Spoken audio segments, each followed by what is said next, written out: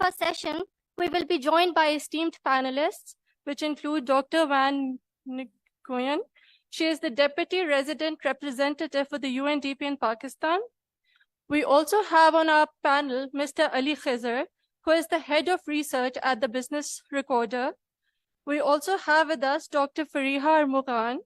She is a Research Fellow for the Economic Cluster at the Sustainable Development Policy Institute.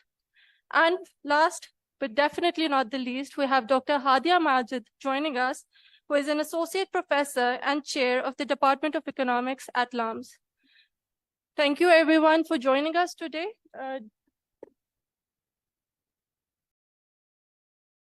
The first part of our session will be moderated by Dr. Abid Suleri, who is the Executive Director of the Sustainable Development Policy Institute in Islamabad. I would like to invite Dr. Abid, who will start the session.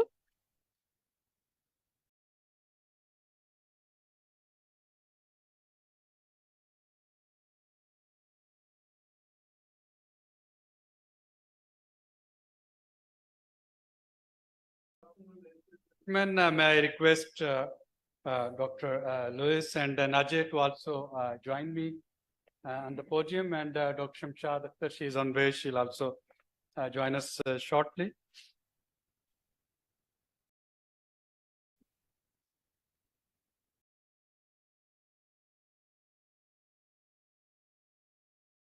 Ladies and gentlemen, this session is especially tailored to put something, an agenda forward that World Bank especially, but many other multilateral and bilateral agencies are trying to put forward, and that is a reform for a better future, a brighter future. So this bright and better future, how it can be possible. Of course, all these institutions and organizations, they are following a bottom-up approach, doing these consultations with various segments of society, with academia, with youngsters, students, political leadership, bureaucracy, and then compiling their recommendation and presenting them at various forums to get challenged.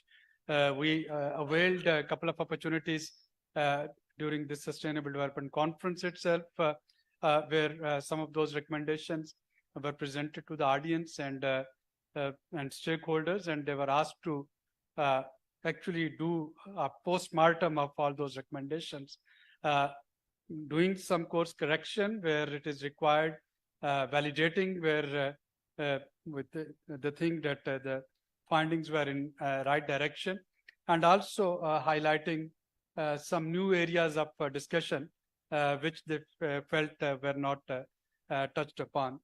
But as I have been saying throughout this conference, that Pakistan's economic problems, they are diagnosed long ago. For last at least 70 years, we know what's wrong with economy and why we are not able to take the maximum potential, explore the maximum potential of economy. And the solutions are also long known. So all of us, we know that what needs to be done. I think where the major question lies, it is that who will be doing it and how. And this who and how part, that becomes extremely difficult, especially when we have a society which is divided across all possible fissures. And in this sort of fragmentation, again, if one has to discover a ray of hope, which is the theme of our conference, hope in time of despair. So I think for me, the ray of hope in all this is that perhaps it couldn't go any worse than where we were in July 2023. And since then, we are bouncing back. And that bouncing back, I think that is extremely important. And we have seen countries and economies bouncing back from the worst crisis and trying to achieve their due position where they should have been. And for me, this is Pakistan's moment where we have to actually learn from whatever had gone wrong try to capture and try to drive the country and the society where it should have been. We also are celebrating the huge resilience in society and people. And I can say that despite all odds, if you try to gauge the people of Pakistan on happiness index, you will find that people somehow they are still resilient. They are trying to cope away with their own indigenous resilience mechanism. And somehow, if you are not in Pakistan, if you are sitting abroad, just looking at numbers and data and figure, perhaps you will find, imagine a society which is extremely depressed, doom and gloom and everything. But when you come here, and even if you go to, and of course there are inequality and inequity like in every society, but even if you go to the most excluded part of this country, you will find that level of satisfaction and the hope for better future is very much there. And to me, that hope is the driver of our future. That hope is where would take us and fetch us out from the poly crisis that the world is facing.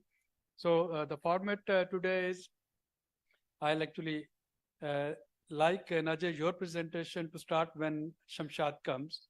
I want Finance Minister to actually hear the findings of your consultations that you have been doing. But in the interest of time, if I can request our honorable keynote speaker to start with, Dr. Luis Felipe Lopez Calva is the Global Director, Poverty and Equity Global Practices at the World Bank. And the topic that we have requested him to speak on, how a state can gain credibility and build a social contract through smart reforms focused on equity. Over to you, Professor Philip. And again, the format, if Dr. Shamshad comes and you want to give a brief summary, please feel free to take a pause, tell her what the two-liner, three-liner summary that you had discussed so far, and you can keep on delivering your talk. Thank you very much.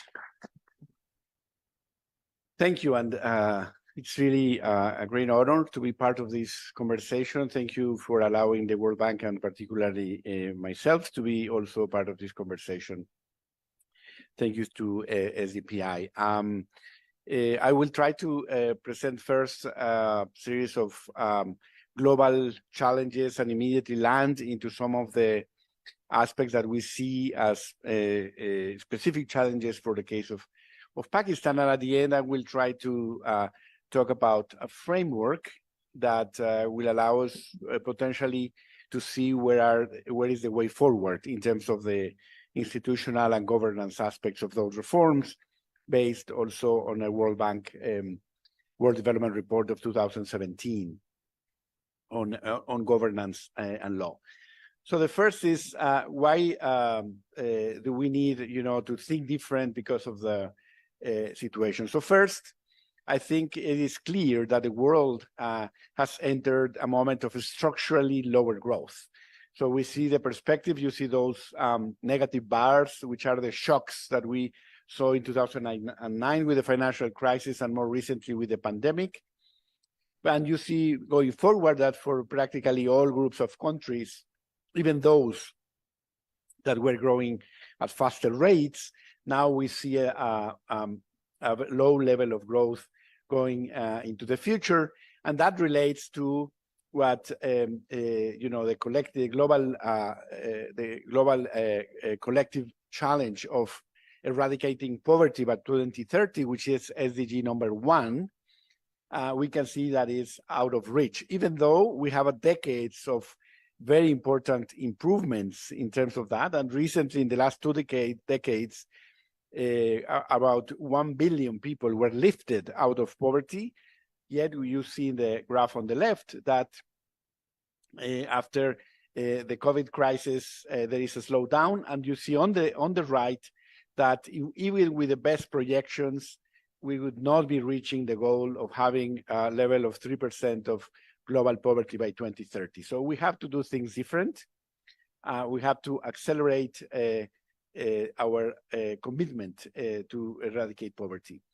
One particular element I wanted to highlight in this graph, and you see the yellow part of this graph, is that at this point, at this moment, which is the vertical line that you see before the projection towards 2030, you see that a larger part of the poor today are in middle-income countries. So this is not only an issue of low-income countries, it is actually also very important for middle-income countries. And we're talking here about extreme poverty, which is based on the $215 per day per person poverty line. So this is a challenge for the world as a whole, not only for low-income countries. If you see the evolution of poverty in the case of Pakistan, first you see that overall, throughout over time, Pakistan has been lagging behind other countries in the region. And on the right side, you see that the volatility of growth is reflected also in the slow and non-monotonic reduction in poverty. So you see how the increases in poverty reflect the contractions in income, and we are using here the poverty line that the World Bank uses for lower middle-income countries, which is $365 per capita per day. So we have a big challenge in terms of poverty reduction, and we have to understand how to address that structurally.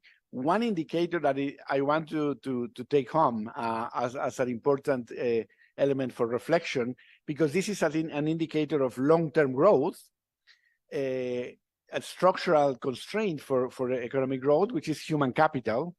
If we take the human capital index for Pakistan, is certainly lower than other countries in the region, but it is actually at the level of sub-Saharan Africa. So here is one of the most important structural constraints I would like to highlight in terms of potential for growth in the years to come. So let me now go to, this is a bit slow at responding to my requests. If you look at non-monetary indicators, this is the Human Development Index, you also see an important increase or improvement. This is the dotted line, the red dotted line, Pakistan, but then there is a stagnation and even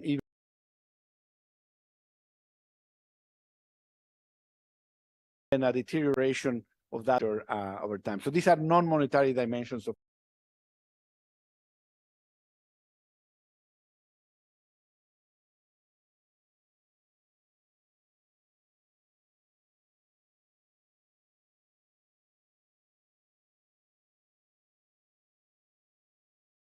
poverty.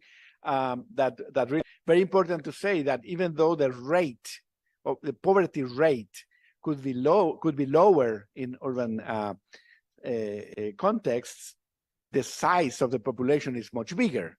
So the amount of people in poverty could be more important in terms of numbers in urban sectors compared to rural, even when the rates can be higher. And we are aware of the issues with the definition of rural versus urban, and we are also working on that from the economic perspective. We just mentioned the concept of resilience, right? So it's very important in a context in which shocks become more intensive and also more frequent, that we construct elements or we provide elements for resilience. So resilience has a very specific meaning. It means going back to a previous path. That's the concept of resilience. So you are going in a certain direction. There is a shock that derails that journey, and then the speed at which you can recover and go back to the previous path is what we call resilience. So we need to provide the elements for that. And again, this is not only in terms of flows. Traditional economic thinking has been to measure that resilience in the space of flows, let's say consumption or income. To care about stocks. We should not be resilient at the cost of depleting stocks. So we care about also resilience in terms of protecting and even investing and accumulating in terms of stocks to be resilient in the future.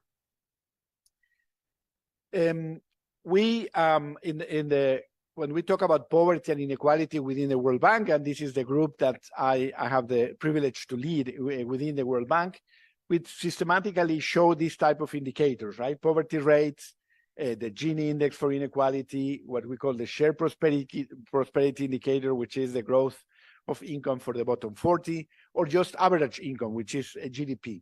These are all indicators of something we really care about, which is the concept of growth incidence. So we care about describing the pattern that shows how different groups in the population contribute and benefit from the process of economic growth. So this you can see here, if you order people from the poorest to the least poor on the right, and you see how much the income grows for these different groups, we really care about understanding what is behind this pattern, right? This is South Asia overall, and you see we care about the level of these lines because this is the level of growth, but we care about the shape of this incidence curve. If the shape is negatively sloped, it means that growth is growing faster for the poorest. If the slope is positively sloped, we see that then it's growing faster for the relatively less poor. So this is this graph for the case of Pakistan, and we can see that this shape has been evolving over time and has become lower in terms of growth and more regressive, right, in terms of the pattern. So we really want to understand what is, even in the last period before COVID, it becomes more progressive, but at a very low level of growth. So we care about this because we want to equip different groups in the population so they can contribute to economic growth. We talk about equity, and I want you to briefly, understand what we mean by this. No, when we measure reality, we see that you can see these people that have very different positions to watch that game.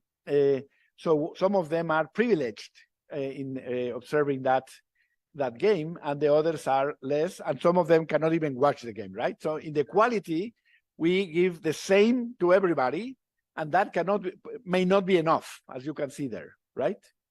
Equity is providing those with enough so that everybody is at the same level, right?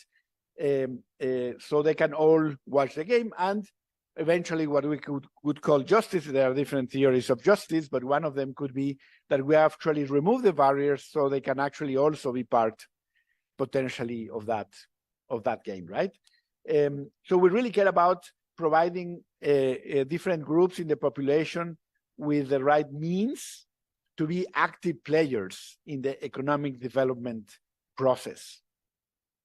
So how do we go about designing those? What some of the instruments that we have? So in order to understand the pattern of growth incidence that I presented a minute ago, we use this assets approach. We care about the different types of assets that people have. And we want them to accumulate, protect those assets, and use them. The typical one, the easiest to understand, is human capital. We provide them with education and health, so they can use that in the labor market and generate income. But there are other types of capital. We care about physical capital, housing, land.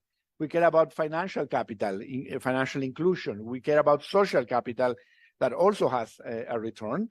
And we care about natural capital. And I think I will take a break here to welcome the minister.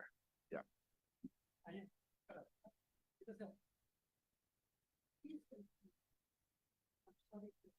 I've interrupted. I should have waited up.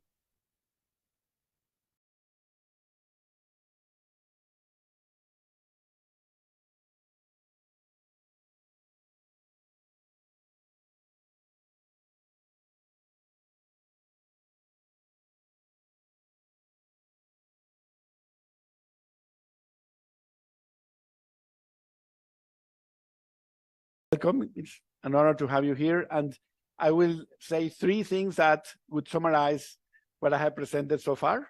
And we can go from here. One is the global context is such that we can see a structurally lower growth.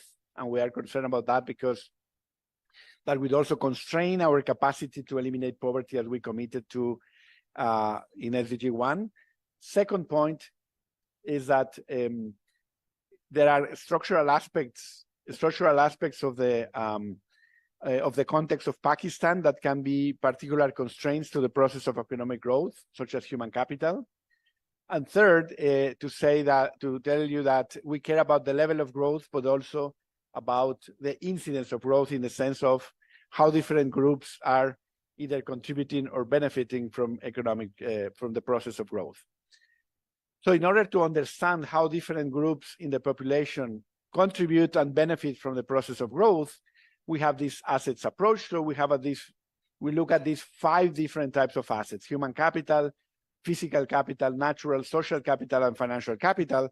And to the extent that households can accumulate and use these different types of capital, they can more proactively be part of the process of economic development. The way to understand poverty in the long-term sense, in the structural sense, is to look at deprivations in terms of these different assets. And of course, once they use and generate the income, there are instruments that governments have, taxes and transfers, that reshape that distribution in a way that compensates for those that were at the bottom. So this is the way we think about long-term poverty, how you equip households with the capacity to be proactive actors in the process of economic development. Very important message is, which it's a mistake to think of economic growth and distribution as 2 separate phenomena, right? Economic growth and income are jointly determined. In an academic setting like this, I can say this comes back a long time ago, but certainly the work of Hollis Chenery in the 70s, Redistribution and Growth, that was sort of revived by other authors recently. And the idea is, like Chico Ferreira wrote these Distributions in Motion. So the idea is really to think of the process of economic growth and distribution as jointly determined. And we can think of what are the elements that we can use to provide for the conditions for this to be more equitable. We have fiscal policy, we have institutions and public goods to be provided, we have elements to deal with risk management and risk coping mechanisms for households, and we have to make sure that markets are functioning in a way that do not bias the benefits of the market interactions in favor of some and against others. Just to give you some idea of the fiscal instruments that we see, in the bank, we have done a very extensive analysis of the incidence of fiscal policies. Here I divided by different groups. The more vertical line here, the first dot is the market income, so that is generated autonomously by households. And then there are different points in which you redistribute via taxes, transfers, in-kind transfers, and so on. And you see the last point is the ex post distribution. So this is the Gini coefficient of market income versus ex post, after the intervention of the government through different instruments for redistribution. You can see that in the OECD countries is a very vertical line, which means there is a large change. You redistribute, you have a lot of redistributive capacity. In other group of countries, this is becoming flat. And as you see, in low-income countries, we have the flattest line, which means these are the countries that have the fiscal systems, have the weakest capacity to redistribute, okay? So we really have to look into this and try to strengthen the capacity of the fiscal system to be actually more equitable. For this, I would mention quickly 3 principles, and I will move to the political economy of this. One is to encourage virtuous circles or cycles, and making the fiscal system growth-friendly and do not create distorting effects for productivity. Second is to eliminate inefficient expenditures and to repurpose those inefficient expenditures. And finally, to try to reform less progressive instruments that many governments in the world use and create or reinforce patterns of inequity. So the reorientation of spending, for example, we see here that if you have generalized subsidies, which are subsidies that are given, that are reflected in lower prices for everybody. A typical example is energy or fuel. Those, as you can see in the lighter bar, have an incidence that also benefits those that are not necessarily poor and to a large extent. Those that are more targeted, like direct transfers, and you can see the darker line here, actually have a much better incidence in terms of going really to those that are most in need. Second is how to show specifically for Pakistan the incidence of indirect versus direct taxes and transfers. And you can see how the indirect taxes, which are mainly through consumption taxes, are really having a negative impact also on those that are at the bottom, while the direct taxes have a much better impact in the sense of affecting those that are affecting or collecting from those that are more at the top of the income distribution. So in that sense, indirect taxes are more regressive in the sense that affect also the poor. Just by basic microeconomic law, Engels' law, we know that the share of consumption in basic consumption in the budget or in the income of the poorest is larger than those for the richer, so that if you have indirect taxes, it's going to affect them more. And finally, investment in productive capacity infrastructure. We see that the change in investment for the case of Pakistan has been negative, and one of the elements that have been shown in many other research papers is that one of the structural issues with Pakistan is very low levels of public investment. Final words in terms of the governance and some of elements to understand reform. This comes again from the WDR 2017, the World Development Report 2017 by the World Bank on governance and law. It's a report that tries to look at the micro foundations on how power asymmetries or asymmetries in the capacity of actors to influence the economic decision making can actually affect the efficiency of the effectiveness of policies. We follow this framework by Albert Hirschman that the constant demand for redistribution generates tensions, and the way in which those tensions are processed really explains long-term development of countries. So let me show you a very simple graph here. There is a space in which policies and rules are decided, what we call the policy arena. And this is where people reach agreements and decide on specific policies. And those policies and rules lead to a specific pattern of development. We can think of a pattern of development that, for example, is creating high concentration of income at the top, right? If that's the outcome that we see, that outcome of systematically concentrating the benefit of growth at the top will redistribute again the facto capacity to influence in the policy arena, and those in that cycle, certain groups will systematically be receiving more resources and then capacity to influence the policy arena, right? And not only that, but actually they are also defining the rules. And then in this rules game, we can not only redistribute de facto power, but actually, I think somebody is blocking the jure power, which is basically laws. The rules of the game become systematically or structurally biased in favor of these groups. So what we have to think about is where and who is participating in that policy arena in which power asymmetries are manifested, right? So we have to understand what are the rules that are creating those power asymmetries, what are the policies that are concentrating the benefits in certain groups, and who are the actors in that policy arena. And the idea is to create more contestable policy arena. One way to do that, very simple, is to provide quality information to all the actors in society, which is something we try to do.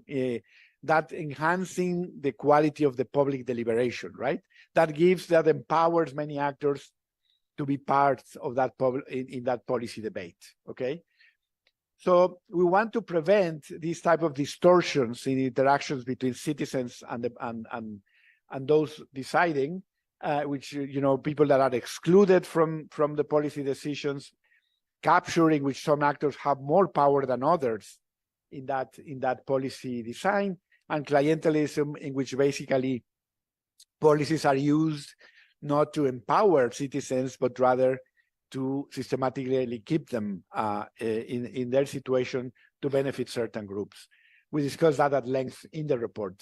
What we want at the end is that the trust in governments really depends on legitimacy, and that is constructed via outcomes. So you deliver what citizens are expecting, or process, which means you have a more inclusive decision-making process that leads to different outcomes, but people feel part of that policy design. Finally, how can we do as external actors? And this is a very important message with which I want to close, because change and positive change for society cannot be imported. It's not external actors that are going to bring change to a different context. Change can only come from agreements among domestic actors, right? New policies, new rules. And the only thing we can do from this, and this is chapter 9 in the report, is we have different instruments, lending, technical capacity and so on. And that what leads to change is agreements among elites. And here elites is a very descriptive definition. It's not normative. Elites are those who are closer to the decision-making process. Citizens are those that can influence the process through voting, for example, right? And we as international actors, we have technical capacity, we have international conventions, we have many other instruments that can be provided to support the policy game within a specific context, but the agreements have to be reached among the local actors, and those are the ones who are going to bring about change.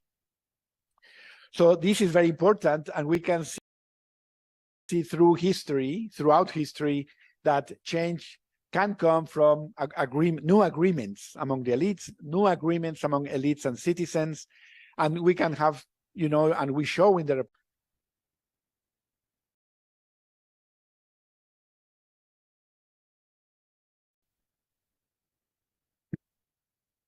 Thank you, Dr. Luis, especially the emphasis on homegrown solution for Pakistan.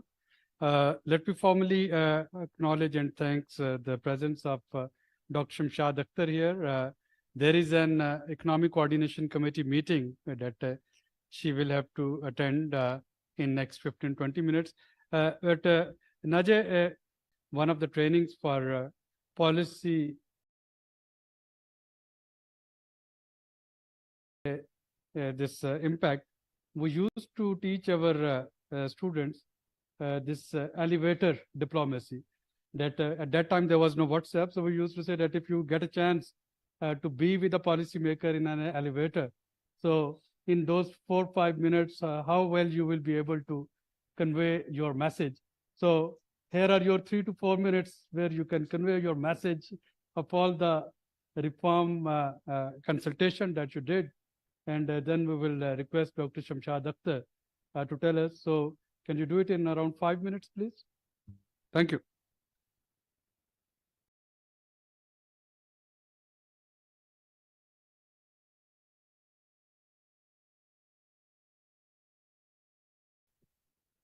Bismillah. Yes. Bismillah ar-Rahman ar-Rahim. Good afternoon, Dr. Shamshad Akhtar. Good afternoon, everyone. So I have 3-4 minutes. I understand we don't want the minister to be late at the ECC, which is really important. Let me put it this way. we all know that is going through difficult economic times. Some call it an economic crisis. I think there are three difficulties, three crises Pakistan is going through.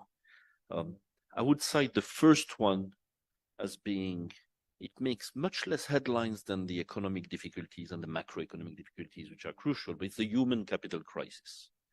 It's silent. It is not covered every day in the news. We don't read about it in the news, as opposed to the reserves, the inflation, the rupee, etc., which makes the news every day.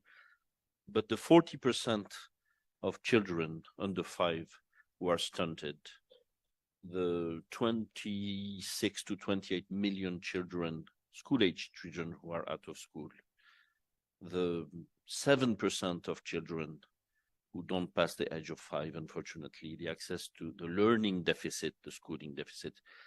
I think this is the most important challenge for long-term growth of Pakistan. And that's a slow, silent human capital crisis. It's nothing new, but I wanted to start with this one because it gets much less attention or headlines, if I can say. The second one is the economic difficulties that we're seeing, which are not new. They've been recurrent in these macroeconomic imbalances of excessive spending compared to state revenues, and imbalance also reflected in the current account deficit. And what Pakistan is going through now, it's exacerbated by global shocks, commodity prices, the COVID crisis, the floods last year, etc. But maybe it's more severe, but it's almost a repeat of similar crises we've seen before. And this requires deep structural reforms, and that all of you know very well.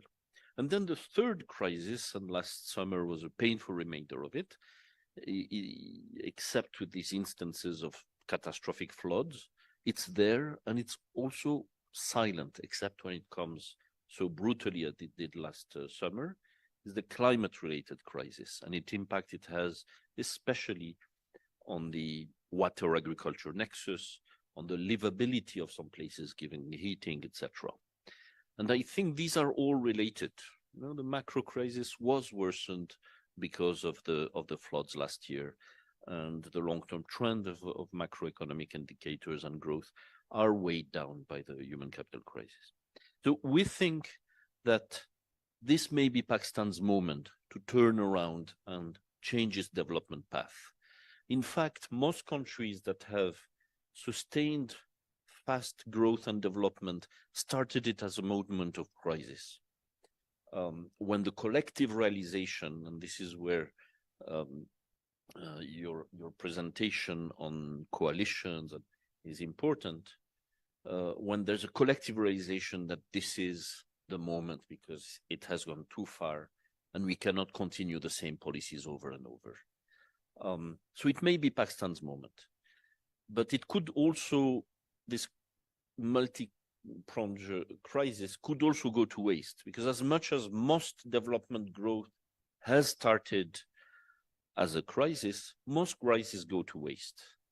And this is why over the past months we started, and we do this in countries where we have strong partnership with the government, and it's the case in Pakistan.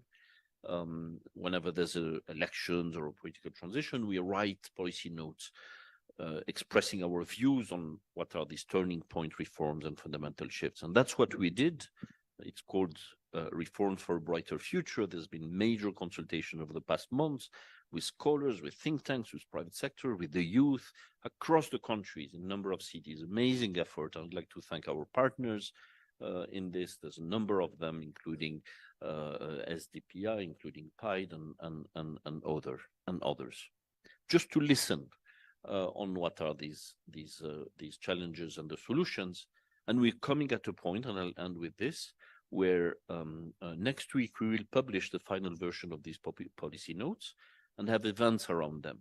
But they revolve around these 3 crises and specifically 5 priorities, we didn't want to cover every topic. It's having long lists of things to do on every single important topic is often not very useful for governments or policymakers. So we're focusing on 5 priorities. Number one, and the order is not totally random. Number one, we're focusing on reducing child stunting and the human capital crisis more broadly. And that's probably a topic that has been underlooked at. And that's because we think there needs to be a policy shift, fundamental policy shift in how child stunting has been approached, traditionally with a narrow focus on nutrition and health interventions, while research has shown that the quality of water and access of water and sanitation services and environmental issues are very detrimental to health of pregnant mothers and children and affect child stunting. So that's one, and more broadly, the human capital crisis, so learning, education, primary healthcare, and child stunting. The second one is developing the private sector more broadly. Private investment, productivity, exports is the second topic we're focusing on. The energy sector, because it's vital for the economy, it's vital for the transition to cleaner energy, it's vital for the population, given prices. We want energy costs to go down so that the population doesn't continue to get pay these higher costs over the years. And also it's important for the macroeconomic stability, of course, because of the losses of the sector, and the minister knows that much better than I. So that's the energy. The fourth one is the water agriculture nexus. A lot of spending in agriculture, but agriculture productivity is low, has been flat or declining, and it is facing major constraints in terms of access to water, and that's the link to the climate crisis. Major transformation needed there. 5, last but not least, all of the 4 ones that I mentioned will require increased investments by the government. Part of it will come from private sector, but a lot of it will come, think education, health, water services, etc., will require investments from the government. So number 5 is creating fiscal space for these increased investments to fuel this growth and development. And that means taxes and expenditures, revenues and expenditures, where this is discussed very often, but which is, I would almost call it the mother of what needs to be done, because without solving the fiscal equation and allowing with more resources for the government and public resources in the coming years, very little will be done in the needed investments of human capital and other services. Let me stop here. I'm sure I went over 5 minutes, but there's a lot to say on these topics.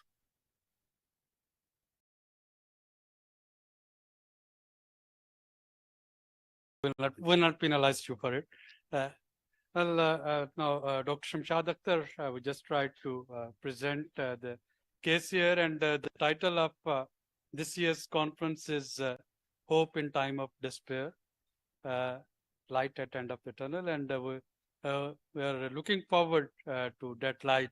And I know that in your speech today, you will be telling us all the positive steps that you are taking, and how we are now gradually but steadily on a positivity path. So over to you, Dr. Shamshad Akhtar. Yes, please.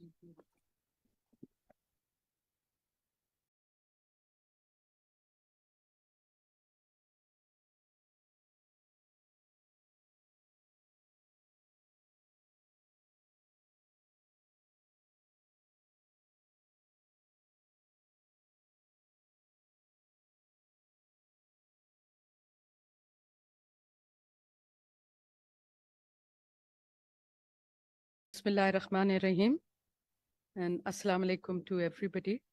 There are lots of people I know, so I can't call everybody's name, except to say I'm amongst friends, professionals, and distinguished guests. I have to thank Abid Suleri.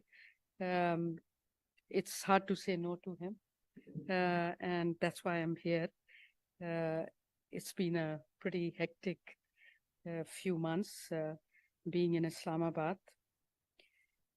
I have to say that all that had to be said has been said by the two distinguished colleagues from the World Bank.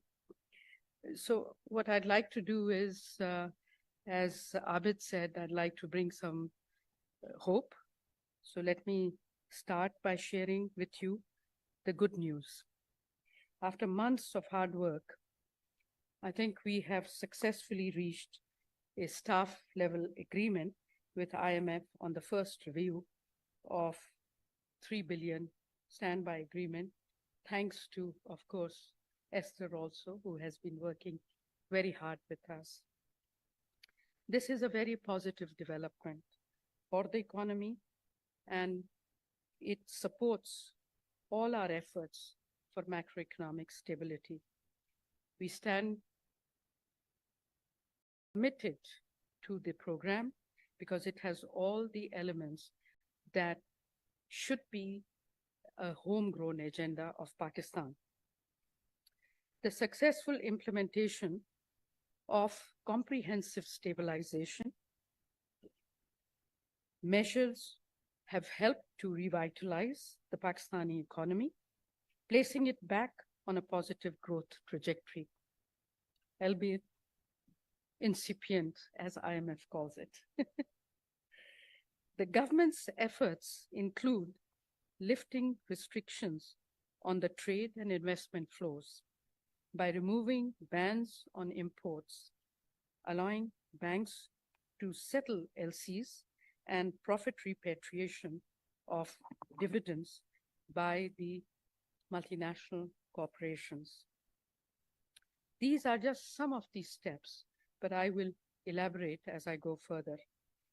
We have addressed the volatility in foreign exchange markets through reforms to the exchange companies and through enhancing competition by allowing banks to cater to the needs of the citizens. Clampdowns on illegal transactions and anti-smuggling measures, which were long awaited, have also helped to stabilize the exchange markets. Keeping a watch on our spending and revenues has been our day-to-day business. Not easy, but very much required.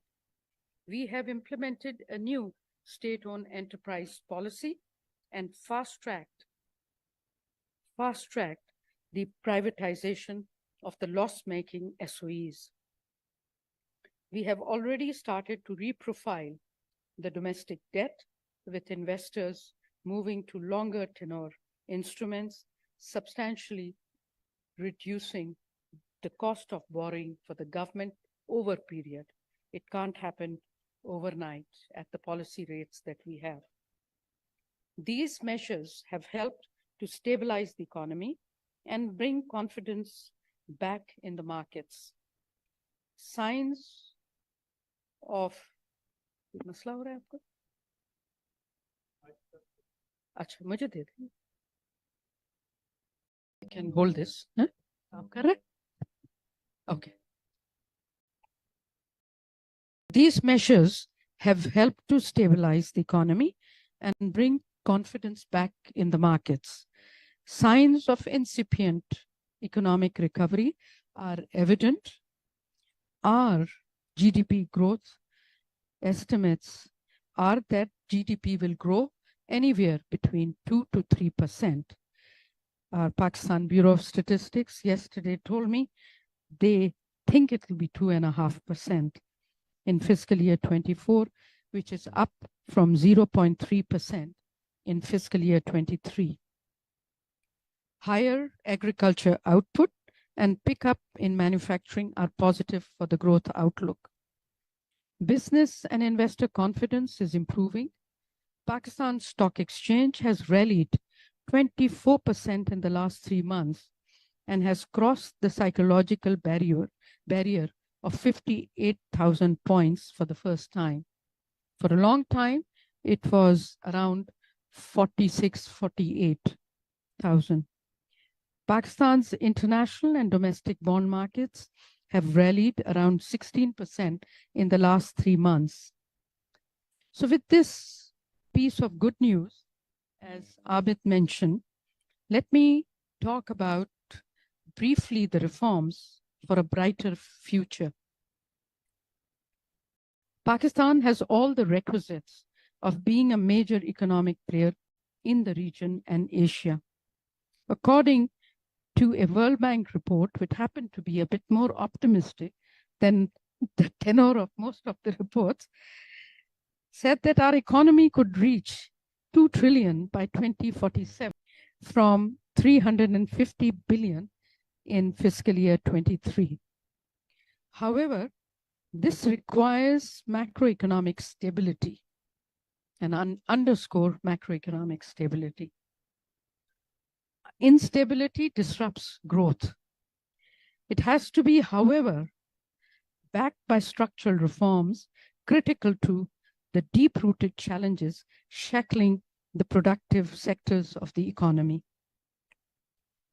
Macroeconomic stability has become more difficult in the last decade or even a little before that. The reason being a number of endogenous issues, delays in structural reforms, protracted action, and exogenous shocks that are multifold today. From issues surrounding the wars in the globally in different pockets, the surge in global commodity prices, which has hit us badly, being importer that we are.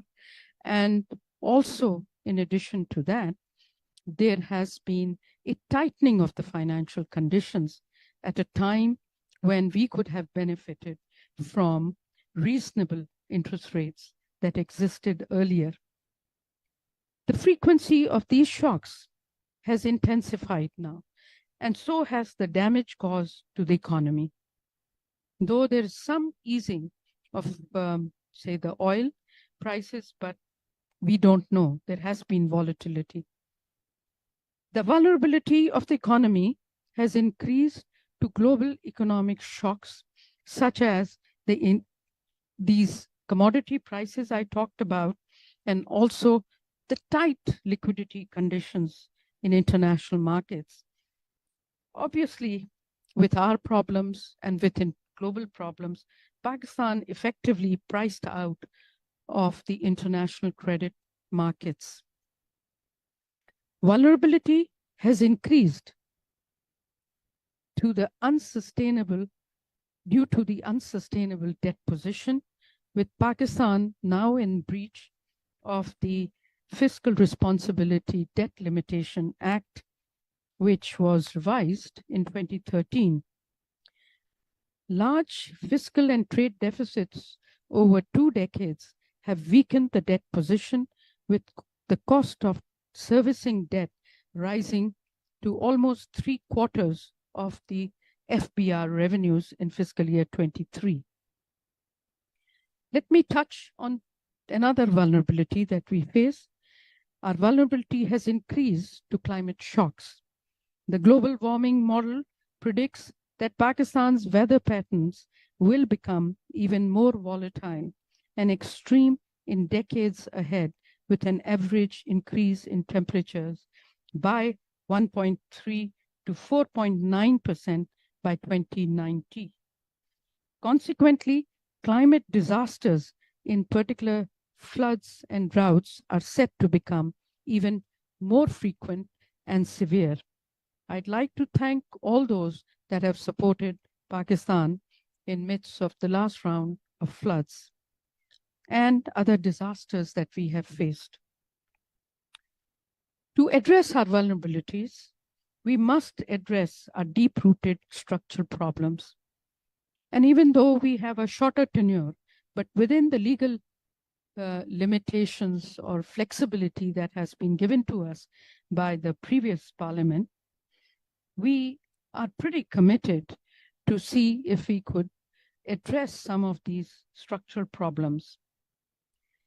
We must, of course, strive for innovation and diversity in the structure of the economy for sustainable growth. The manufacturing base, the export base, and the agriculture basket are focused on a very narrow range of products and have failed to penetrate new markets. Tackling the unsustainable public debt has to be the top of priority of the reform agenda. It at least is mine. Our fiscal policy is unsustainable, not only due to revenue gaps and unproductive expenditure, but it is also unsustainable due to the scale of climate funding gap. We hope that in the forthcoming COP28, there will be a good discussion on this topic.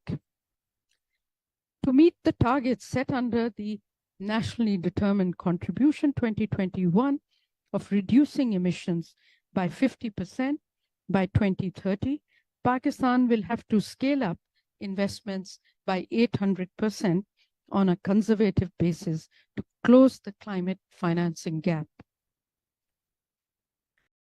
We are pretty committed to moving to our target of harnessing renewable energy to almost 60%. Growth has to be driven by higher exports and higher investment flows. Because with the volatility in GDP growth that we have faced and longer period of low growth, getting our revenue targets to move is a bit challenging. The sustainability of our trade and investment policy is critical to reduce the vulnerability of our economy to global shocks. Work is underway on that front. Let me turn to the fiscal dimension a bit more. There is need across the board to strengthen public finance and our financial management. First, we must completely overhaul the government's fiscal apparatus. So I hope the incoming government would take on that challenge, because we really need to lower the revenue GDP gap on a sustainable basis.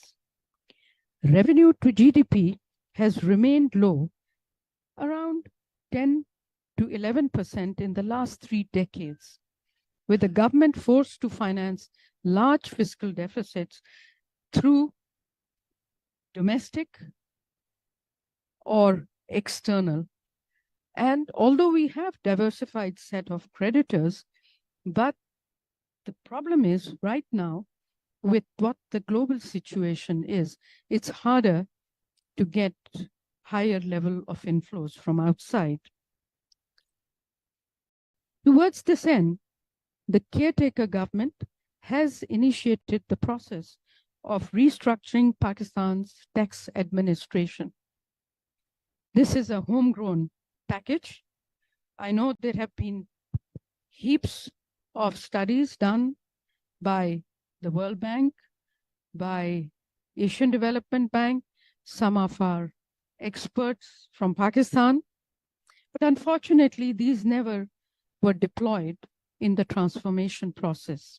So we have launched a homegrown with the support of good tax experts from Pakistan, sitting with the FBR. Ownership is what drives results, in my view. The digital transformation of tax administration is a critical step to meet the objectives of enhanced tax collection and improved compliance.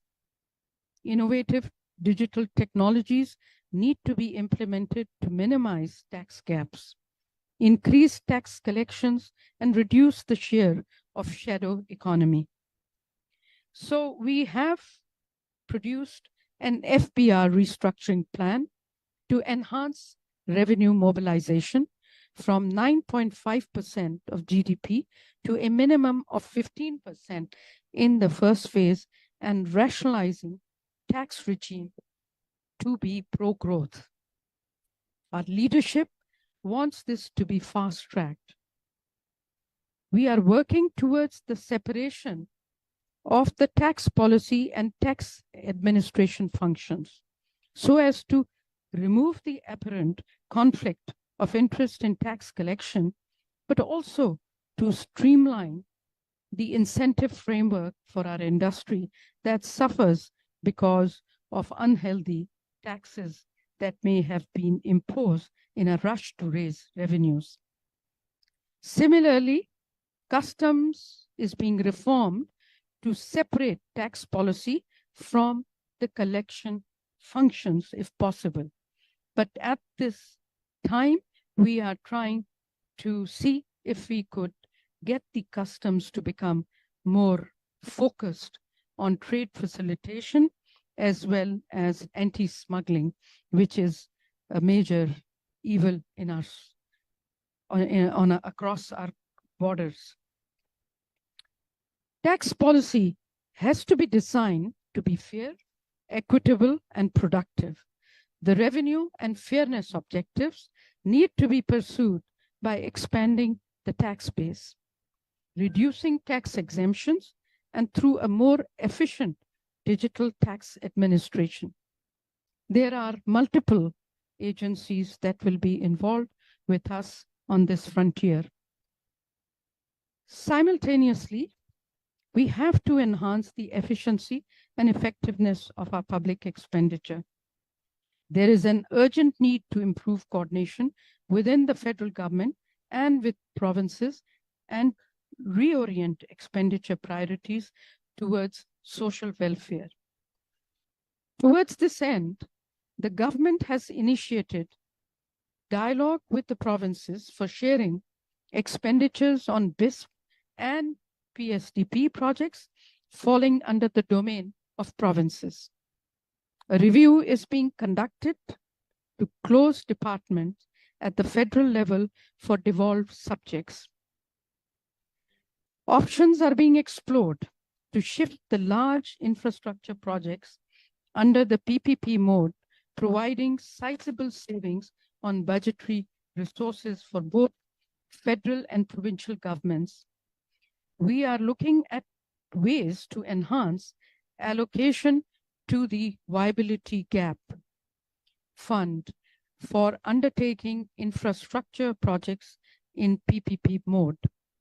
We are also exploring avenues to seek credit guarantees from InfraZamin, which you probably already know, to enhance private sector investment in infrastructure. Within this whole fold of public sector reforms, we have done soul searching on the state-owned enterprises. So let me touch upon restructuring, loss-making, and even the profitable SOEs, if we can manage to do. To address structural weaknesses of SOEs, we have to first focus on improving their efficiency and functioning so that we can reduce the drain on the budget. It's very tempting to say, let's just get rid of them. But you can't do that in a political system. But more so, nobody wants to take over the sick state-owned enterprises. We are losing about 500 million on account of the top 10 SOEs at the lower end. The government is focused on operationalizing the centralized monitoring unit, and we have already interviewed candidates for it. The CMU will monitor the SOEs and publish regular reports on financial performance and contingent liabilities.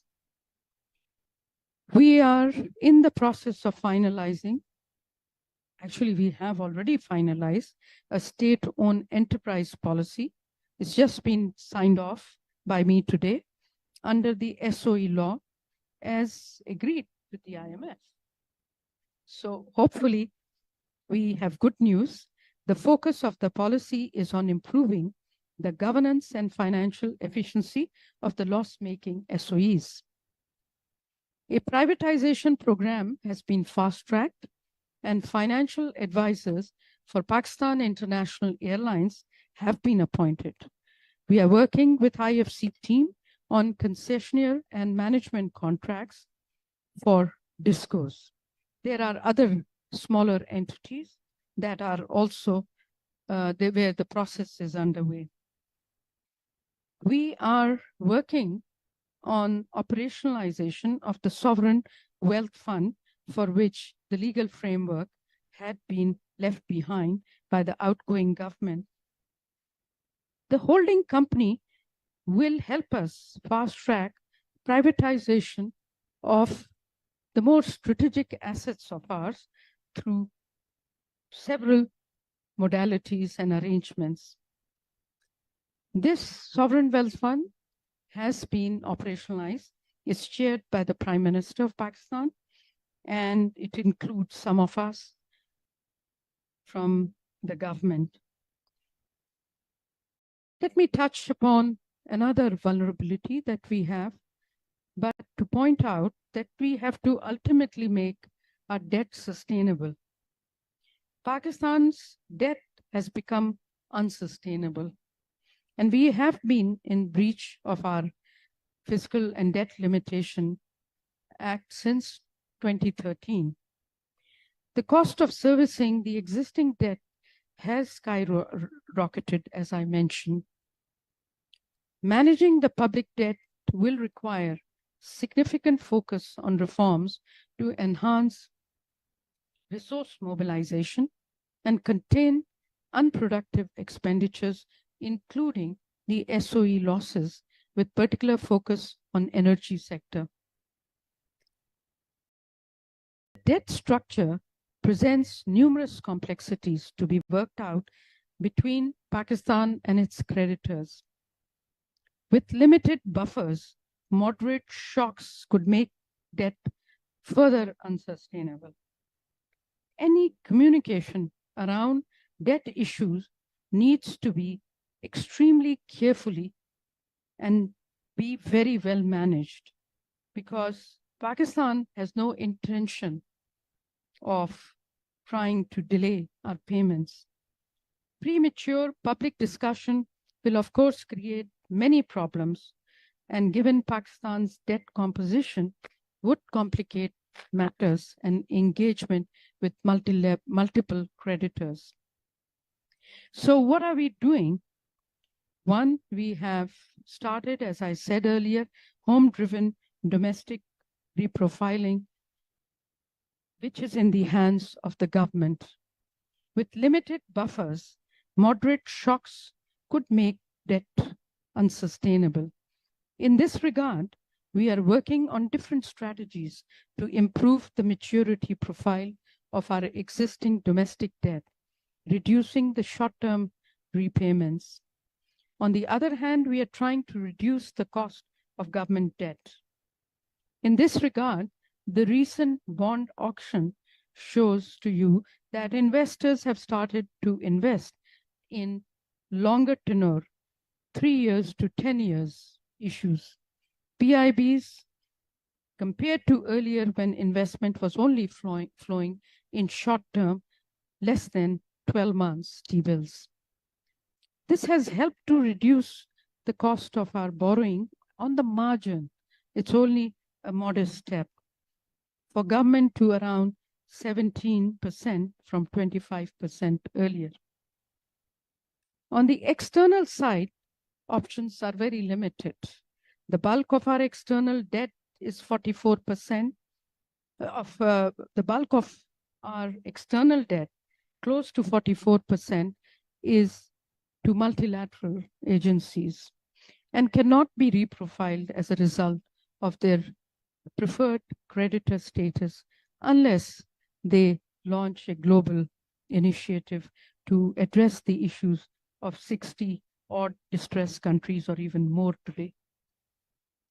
Commercial debt is 14% of our external debt, and reprofiling this portion of debt is difficult because it involves a larger number of stakeholders and involves a cumbersome process. Bilateral debt accounts for 35% of external debt and is an area where the government has benefited from G20 debt service suspension initiative after COVID. I wish there could be more of those kinds happening while we are sitting in the office.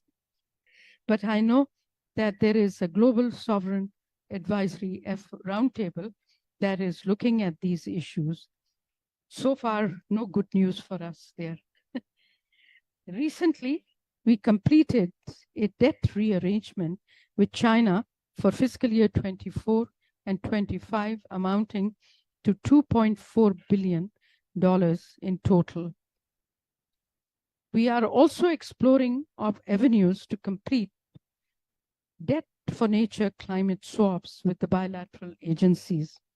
Pakistan and Italy have recently extended the 100 million debt swap agreement timeline until December 2024. I count on all the multilaterals as well as the bilateral support to help us do more of these transactions with the, of course, holding hands right and left to do so. Besides other things that I have talked about, Pakistan has to raise its competitiveness. The export-import gap has to be reduced through promoting exports, which is our natural hedge to the balance of payment crisis. For this, the competitiveness of Pakistani exports has to be improved and the impediments to exports be removed. The government believes in a market-based exchange rate that can avoid the persistent overvaluation of local currency. The anti-export policies of the last 3 decades and arbitrary changes have led to the loss of competitiveness of our manufacturing base. Exports have failed to make a transition from low technology to high technology products, as about 70% of countries' exports continue to be low technology products. We have a very serious initiative on this frontier too. In addition, the country has failed to diversify export commodities and export markets. Again, slow and steady work will pay dividends, and work is underway.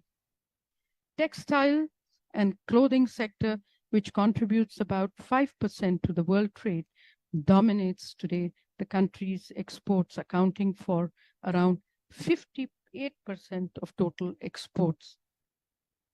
Similarly, more than 50% of exports rely on only 4 markets: US, EU, China, and Afghanistan.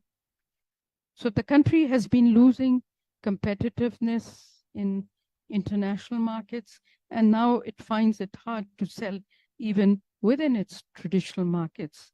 But good news is that we are talking about several initiatives with some of our regional partners to steadily change these things. It takes a long time to achieve this change.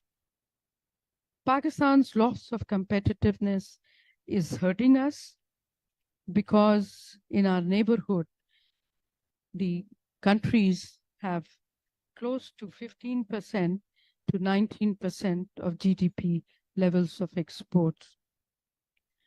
To facilitate exports to new markets and encourage the export of new products, we have, after some years, been able to, in this short stint, operationalize the Exim Bank. This will bring credit guarantees and insurance products for exporters, encouraging them to target new markets for exports. Another factor is the tariff structure that has a significant anti-export bias. Although I have to admit that our tariffs have gone down quite significantly.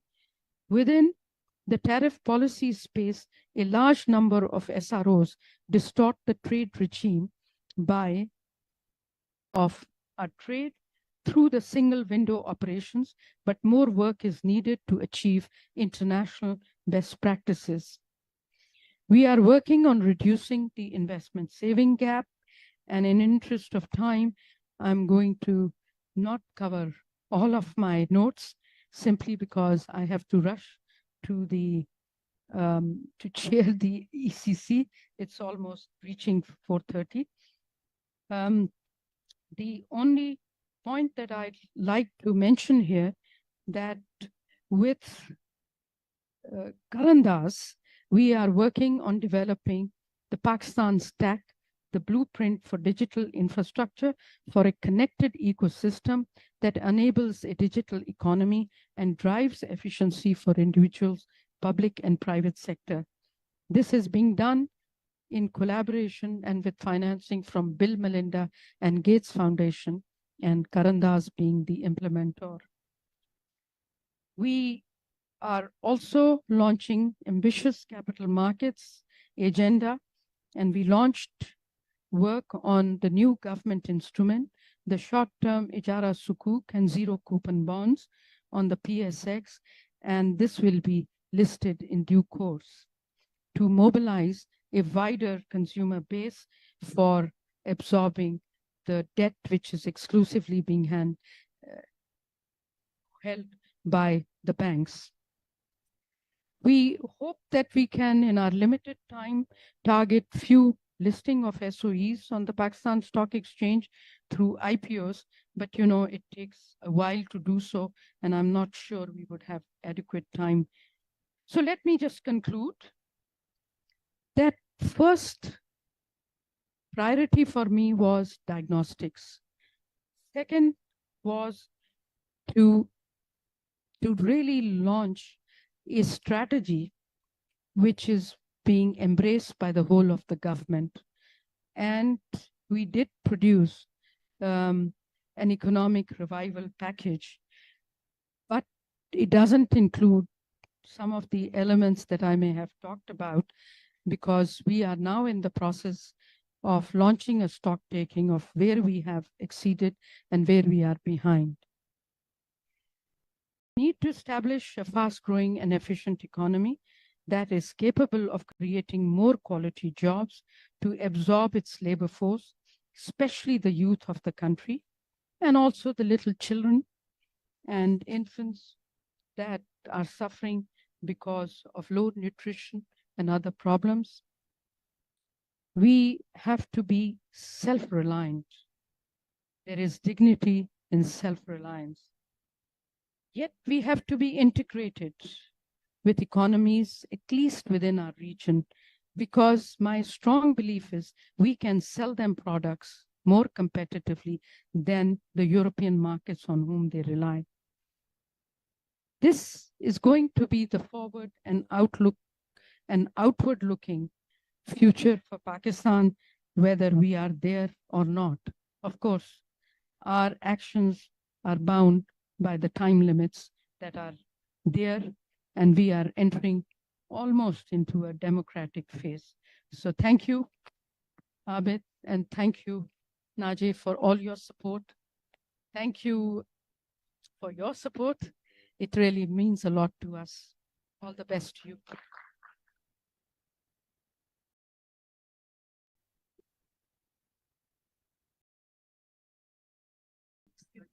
I wish I had time.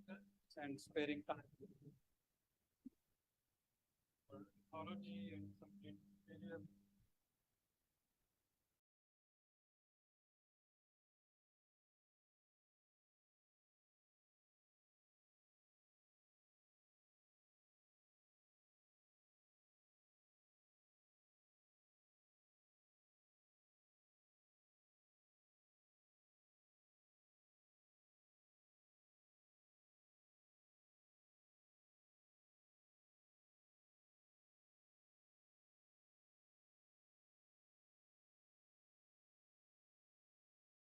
Assalamu alaikum ji. Very good morning, good evening. Let me invite the podium speakers on the stage. I have with me Dr. Van Neo, Mr. Ali Khazar, Farihar Mugan, and Hadia Majid. I have two tough tasks at my hand right now, really. The one is to manage the time. But I think even the difficulty is to bring you back from the world of numbers. So many numbers from the minister and others that bringing it back to the reform agenda, the structural reforms, that to me is the big task. But as the panelists settle down, let me give you 3 key messages that are coming from World Bank presentation. Pakistan is amid a human and economic development crisis. That is the number 1 message. And honestly, this is not in news. In 7 decades, we have had so many crises that not having a crisis is news actually. Having a crisis is no more in news in Pakistan. And there is also a ray of hope, the message coming from the World Bank, the bright future, that Pakistan, there is a potential for economic and development progress that needs to be tapped. And I think the most critical part that we will be engaging in our guests in next 30 to 40 minutes, 30 minutes, is that the business as usual won't work.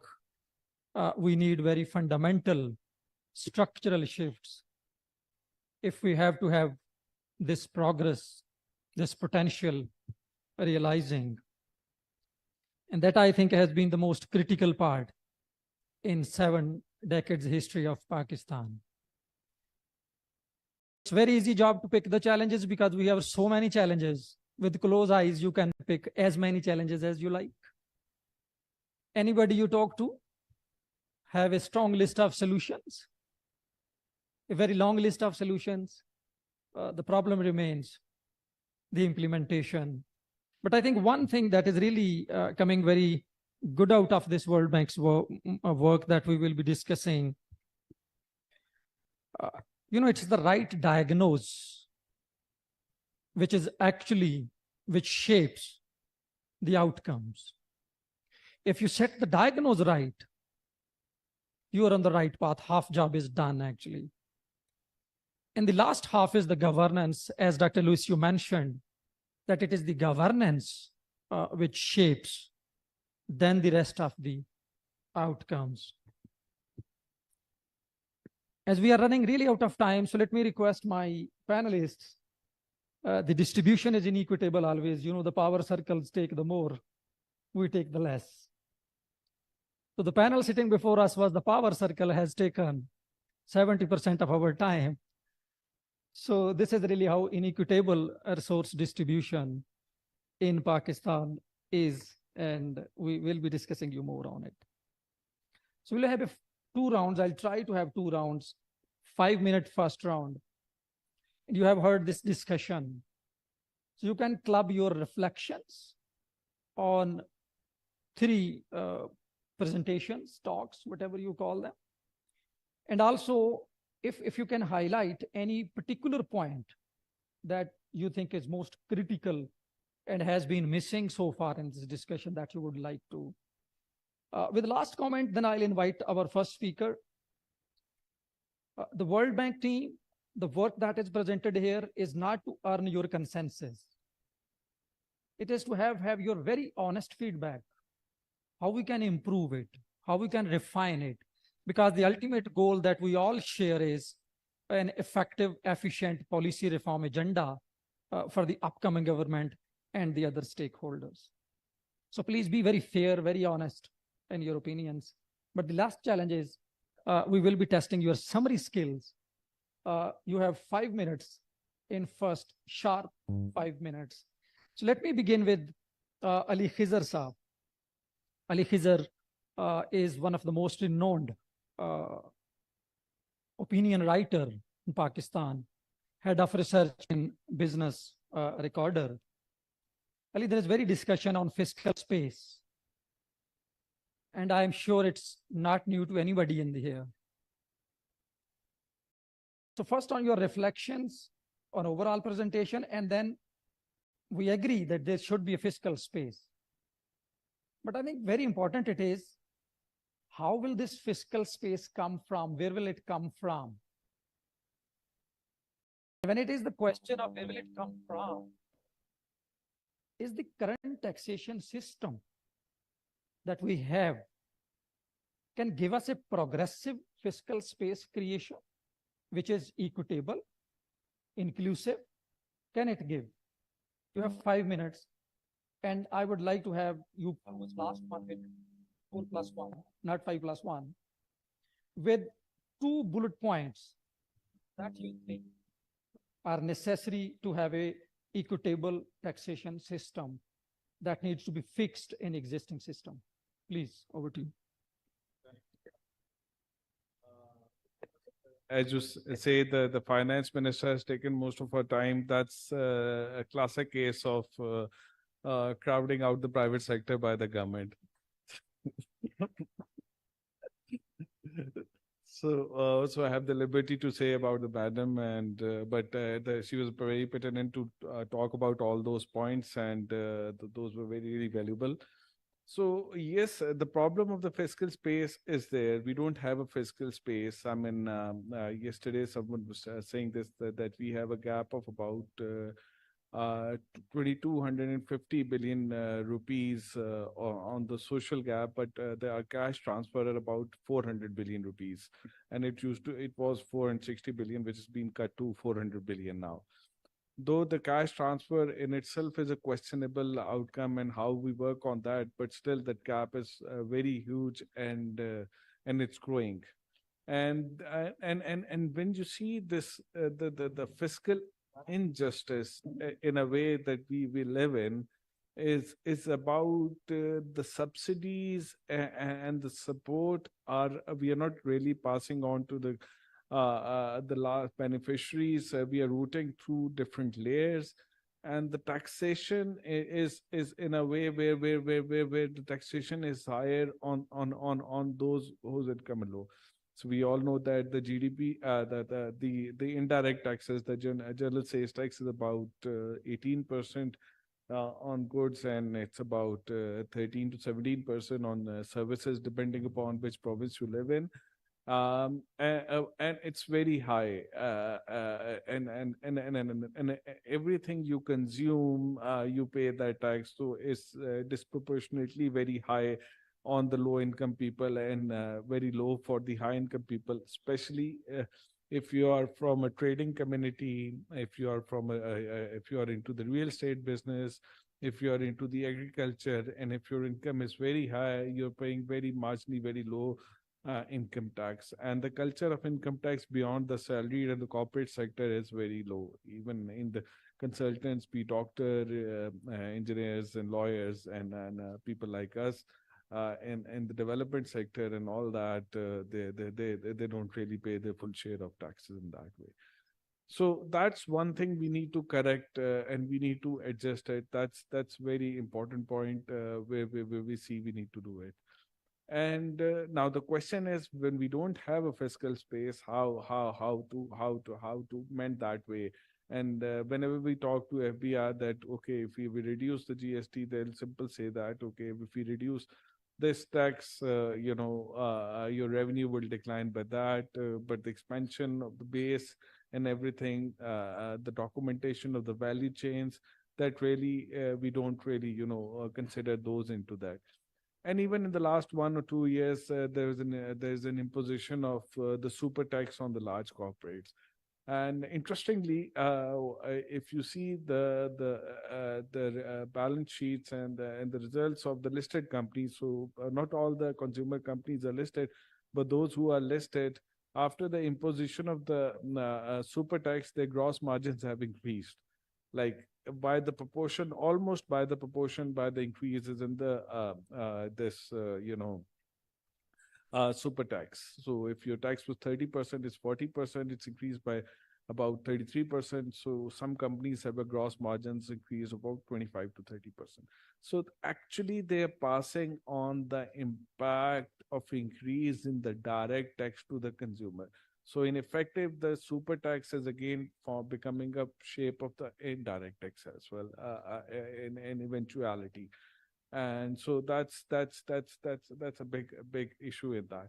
So what we need to we now this is the now beyond the legal and constitution framework, where I don't have an expertise in it, but we need to have some kind of a targeted taxation, and that targeted taxation should be used for the direct beneficiary of the poverty elevation, or for equity in certain segments. So we need to see this, which is very important. I mean, I can give you many other examples, like if you see the subsidy to the farmer. So the biggest subsidy we give to the farmer is in the shape of urea. I mean, we provide gas at a very low rate to the urea producers, and they provide urea at a much lower rate to the international market, to our farmers. But when you see the balance sheet, as all these companies are listed, it's not all of the subsidy is being transferred to the farmer. Some has been absorbed by by those companies as well. So that's one issue.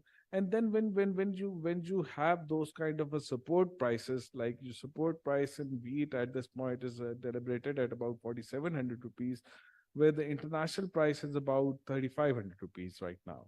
And international urea price is about double to what the urea is paying the farmers. So and when you talk about those support price, again the big farmer get the main beneficiaries, and lower smaller your farm is hard for you to get that kind of a benefit. But that higher price is translating into inflation, and all the people in the Pakistan, 240 million, majority of them are poor or vulnerable, are paying those high prices of for the bread or the roti what they eat. So that's a fundamental flaw in this whole policy. What we need to address, that how can you, if you can't do the direct way of transfer the urea, but how can you have a higher taxation on those fertilizer companies, and how can you transfer those to the low income farmers and all that? So that's one way of doing that. So we need to have similar kind of intervention in that. And so that's one intervention in it. And the second intervention is because of the lopsided fiscal federalism. After this half-baked 18th Amendment and 7th NFC award, our federal fiscal system is unsustainable, and we are at the verge of the economic default because of our unsustainable external and domestic debt, and which are the liabilities of the federal government. But major expenditure goes to the provinces, but we provide the cash transfer from the center. We don't have any centralized system in the provinces where the political parties have their own motives to get the vote, and they do different kind of schemes. So we need to focus on how provinces can help in providing that equitable solution and all that. One thing which I give an example, like previously some government was showing the laptop scheme and all that. So one way is that you can replace those laptop scheme with the financing of the EV bike. So that gives you some environmental cover, as well as coming from Lahore, the smog and the 40% of the reason of the smog, 40% is coming from the fuel, and about 35 to 40% of your fuel is coming from the motorbikes. And in their large fleets of bikes of those cargo companies and those the companies like Food Panda and all that, the other, so you can have them transfer the bikes to the EV and empower those the ride hailers, and government to provide those subsidy in that way. So that's good for the environment, good for providing equal opportunity on that side. So those kind of a small intervention, and where provinces can work to help the vulnerable within their province, and the federal government to have some kind of a direct taxation or implication of subsidy which is not being properly transferred to by having taxes on those who are the beneficiary to pass it on to the final guy. I think I'm within Ali, 5 thank minutes. you. Thank you. Thank you. I think I'll just leave you with one thought. If we have a time for second round, I'll come with you. And I was with Tobias also, we're discussing a taxation system is as good as your economic system is. So what can be two things? Because one pressing proposal coming from World Bank's this work and in general consensus is that we need to rethink of this economic model overall. So what can be 1-2 points that needs to be fixing while there are so many? Dr. Hadia, let me come to you. You know, the first prey of any stabilization program are the people in Pakistan. Yeah. I hope this mic is working well. The quality of sound is as bad as our economy is. So my apologies. What, by giving your expressions in general overall, what do you think can be 2-3 points agenda for the upcoming government? Because we are hoping another IMF program. Stabilization is going to be there next 3 to 5 years, which of course is much needed. What can be those entry points that federal government and provincial governments can take to protect those side effects of stabilization that we have been suffering from? Thank you. Thank you, Sajid Saab. So there's a lot of work that has looked at the effect of crises, and I'm going to approach this from the angle of जो हमारे development programs होते हैं, because those are the ones that get cut, and it is women who end up subsidizing the entire economy. And this is very close to my heart because I am a gender and labor economist. And I think that this connects very strongly to one of the crises that was mentioned in the earlier session on the human capital crisis. So when we look at the human capital crisis overall, I think we cannot ignore the gender angle to the human capital crisis. And particularly as we move towards IMF stabilization programs, as we talk about the fact that we are not fiscally sustainable in this economy, I think we cannot ignore the negative impact that all of this is going to have on the women in the economy and the young women in the economy. I think a very telling statistic that we have on women in Pakistan is, particularly if you start looking at the rural-urban divide, is that upwards of 50%, nearly 53% of women in the rural area, girls in the rural area, are idle, which means that they're neither in the education sector nor they're in the labor sector. If you contrast that with boys, it's only about 7%. So this is per the LFS.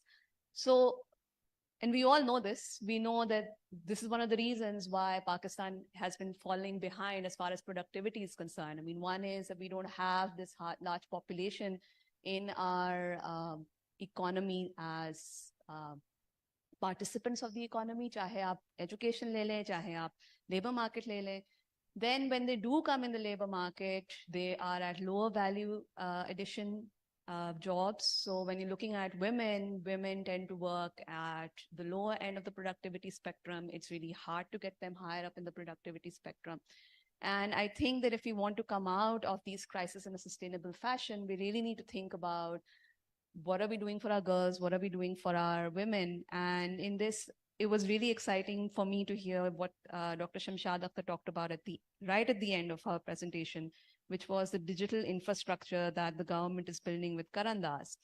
Because, so I've been working in the digital space and how the digital space is connected with the labor market. And I've been looking at digital versus physical mobilities. So we know that women are physically very limited in their mobilities in Pakistan. And there's lots of exciting stuff happening in the digital space. And in this, what I find particularly exciting is what's happening in the rural areas. So if we really want to come out of the structural adjustment program in a strong fashion, I think we need to be very careful, very mindful of the sectors that we're going to be spending in. I know we want to do taxation. I know we want to fix our industrialization. But I think at the same time, what we also need to fix is the market connections that we're building for our women. It's really high time that our skills development programs focusing on the lower end of the value addition chain. They really started focusing on vocational training for the higher end. I think here we can really leverage the hybrid model, the online model. The Punjab Skills Development Program is doing that. It was really heartening for me to see that they have programs in that you can become an electrician, you can look at finance. I think what we need to push is the girls should become electricians. The girls should be mechanics. And I mean, I've taken, I think, an optimistic bend to your question, and I'm happy to come back to it later on as well. Thank you, Dr. Hadia, to be very crisp and saving us time as well.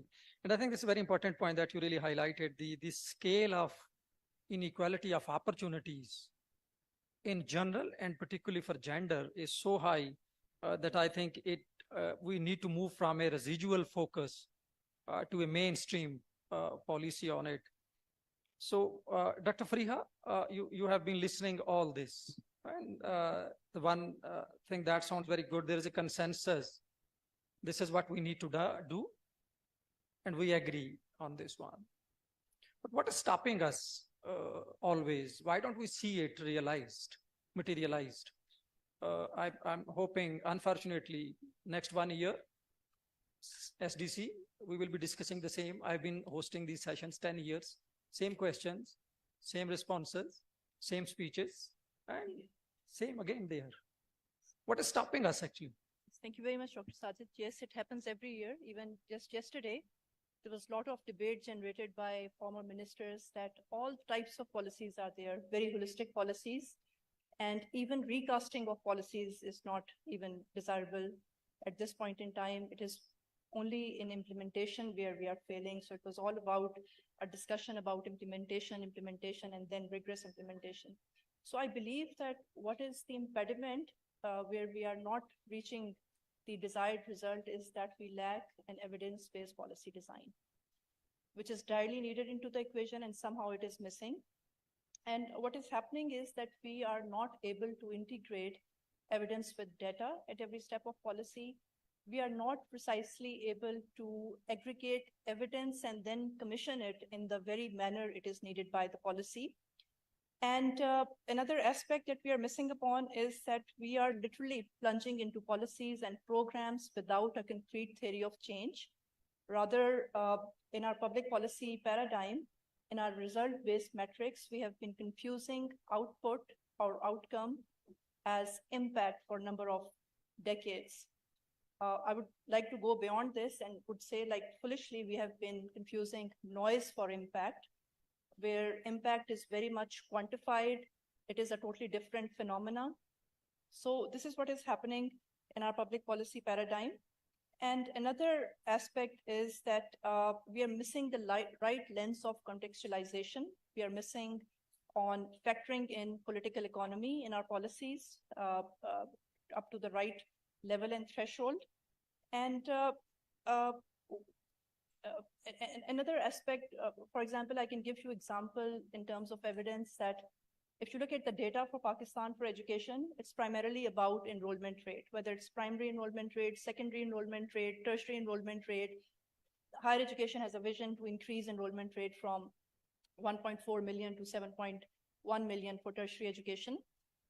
But enrollment does not guarantee education. In evidence-based policy design, it's all about learning outcomes. And this is when annual status on education report comes in and shows you the gravity of the situation, that how in Pakistan, 5-year-olds have learning outcomes, grade 5 students have the learning outcomes of grade 2 students, where 30% of 10-year-old, and when I say 10-year-old, it means they are studying in grade 4 and grade 5, they cannot even do single-digit subtraction or addition. And look at the gravity of the situation when I say single-digit subtraction or addition. The 10-year-old cannot subtract any number from 0 to 9 out of 9 or add vice versa.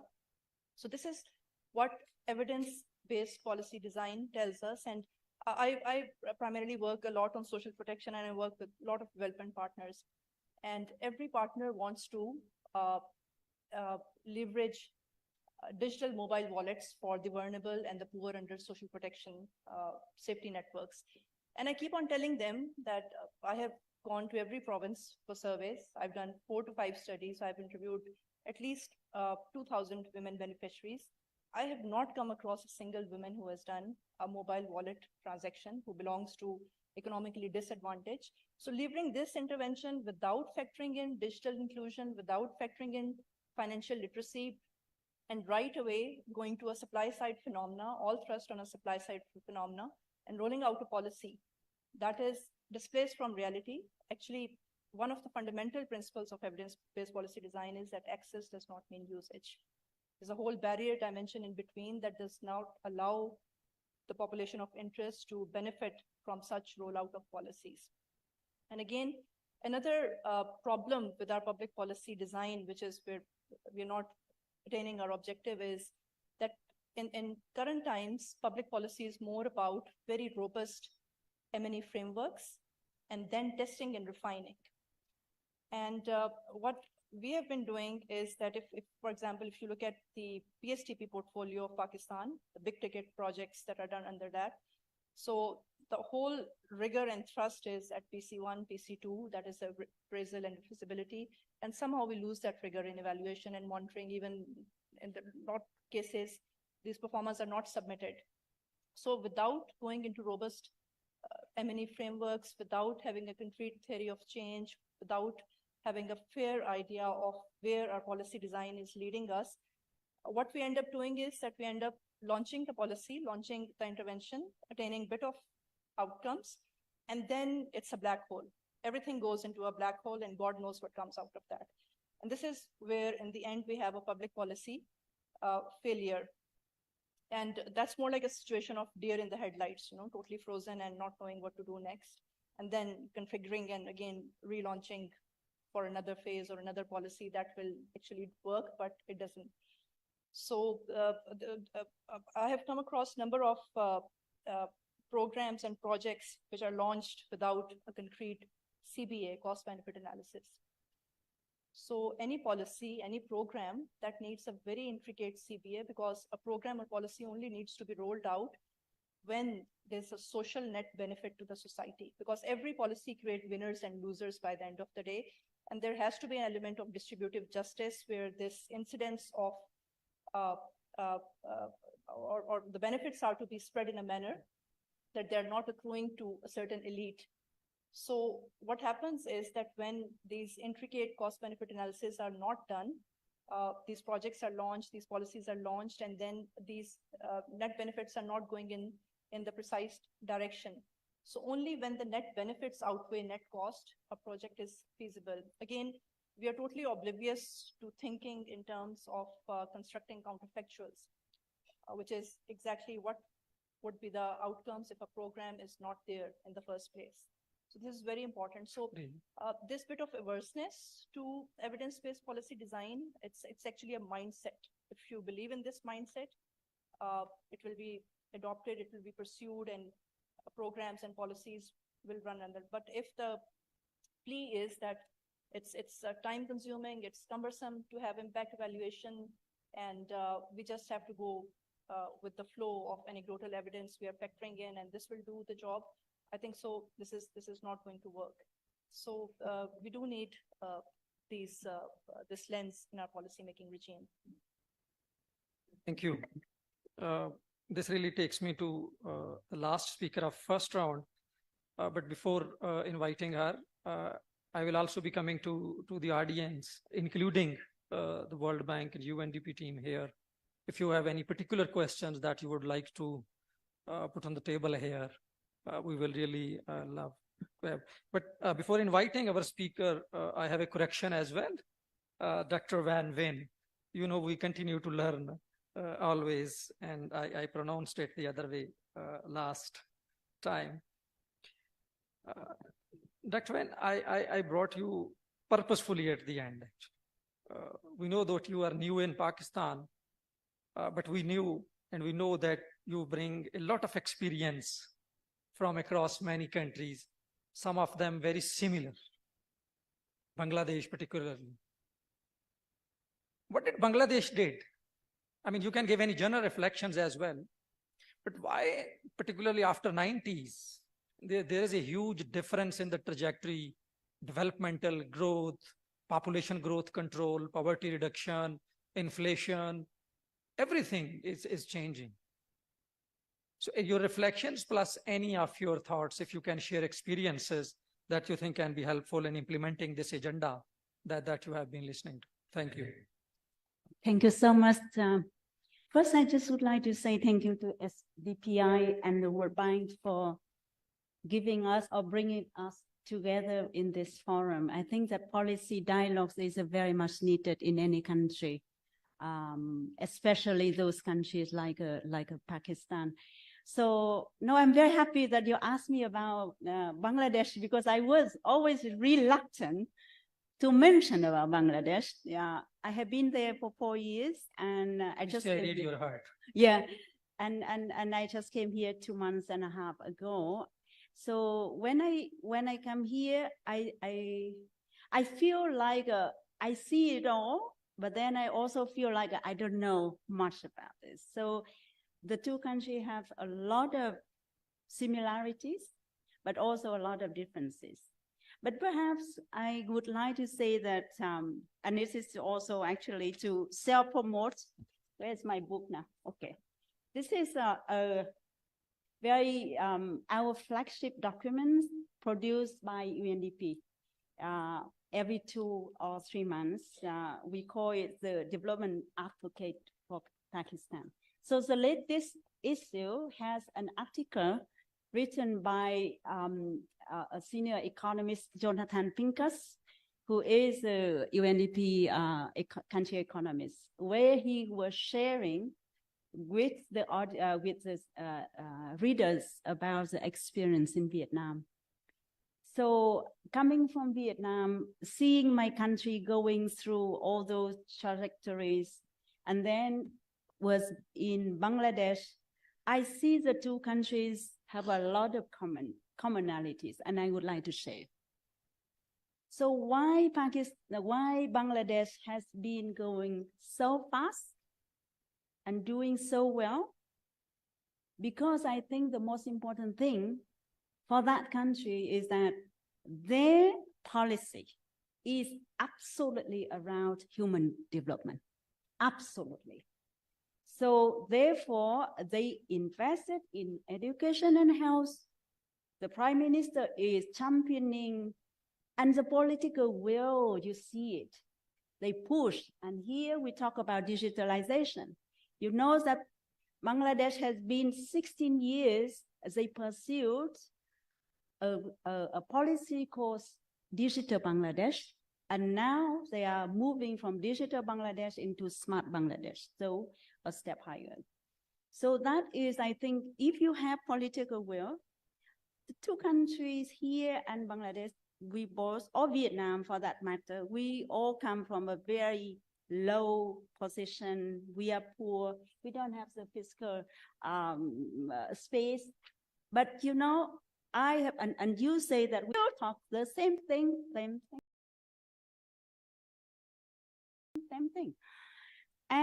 And here with Pakistan, we are 142 out of 146 gender gap, what you call global gender gap. So very low.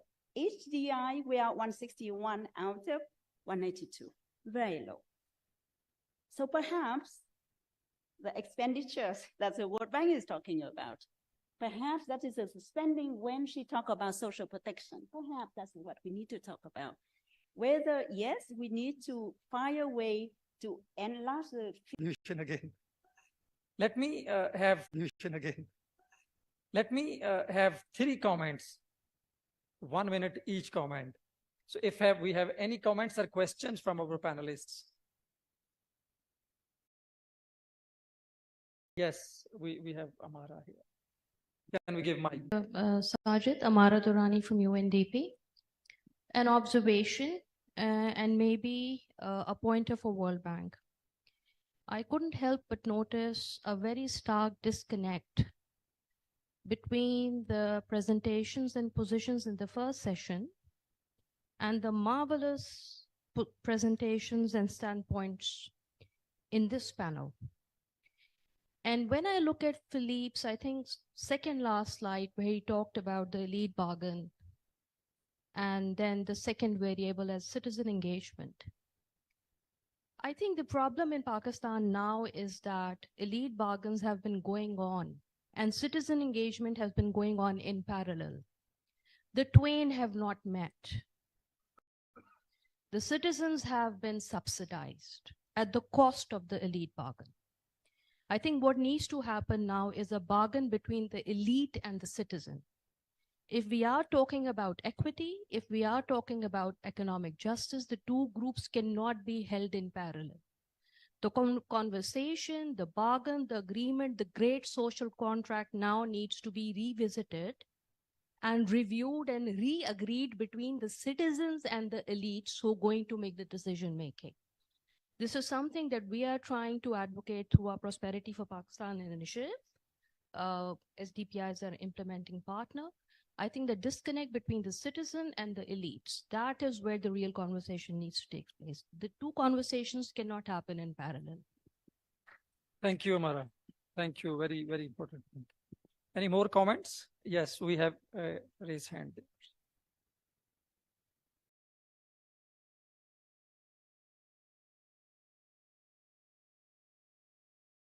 I'm Iqbal from Pakistan Textile Council. One thing that nobody mentioned is population growth. It has whatever few gains that we make is just dissipated. And we don't know what's going on with those millions. The second thing is I noticed in Islamabad, there is a consensus against 18th Amendment and the National Finance Commission. Rather than forcing provincial finance commissions and pushing it further down to the local level, we just want the money back in Islamabad. So we have to have a second look at that thought. The third thing is we cannot have infrastructure system in Pakistan without capital markets. The longest tenure available is 10 years. Every time State Bank goes for 15 years, 20 years, nothing happens. How can you have infrastructure finance where the capital market stops at 10 years?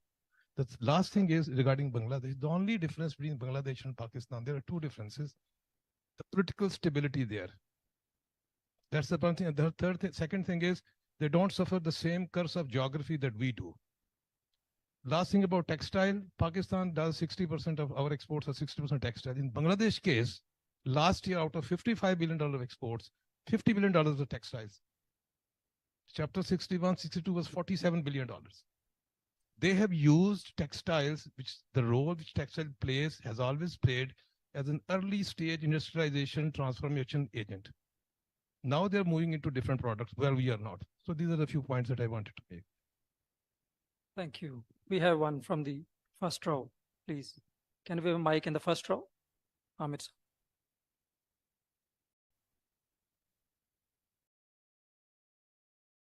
Thank you very much. So I think I'm trying to, again, like the rest of the comments, putting together. My name is Amir Durrani. I am not a relative, but yes, a distant one of Amara's.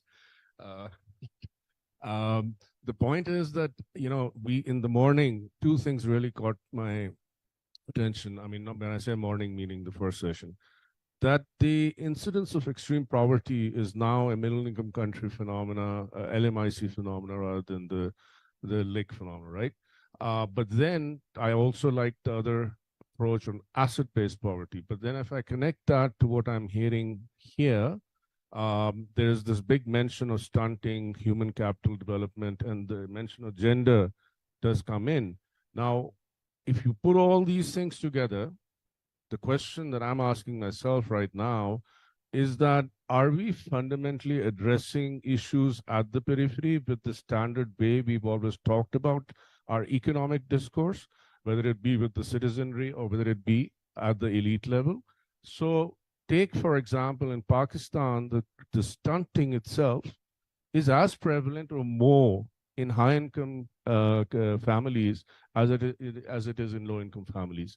So I'd like the panelists to actually, you know, tell me, are we really having the right economic discourses? Are they not quite very superficial? We are not looking at intersectional issues. For example, and my last point is that take wheat.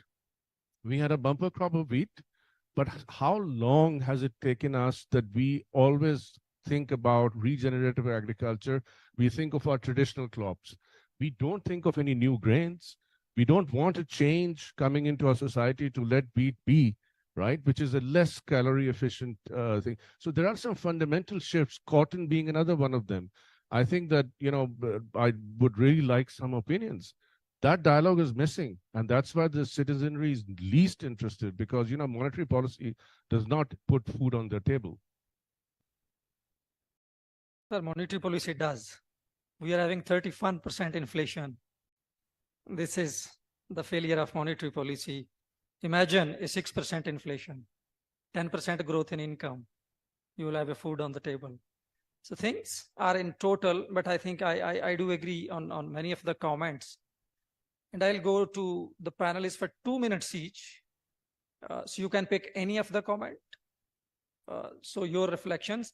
And then we have some announcements for prize winners. We have run a youth challenge with the help of World Bank. Around 500 youth students across the Pakistan participated, and we have selected 5 winners. We would love you to stay and appreciate their efforts. So we'll be inviting them at the end of this discussion.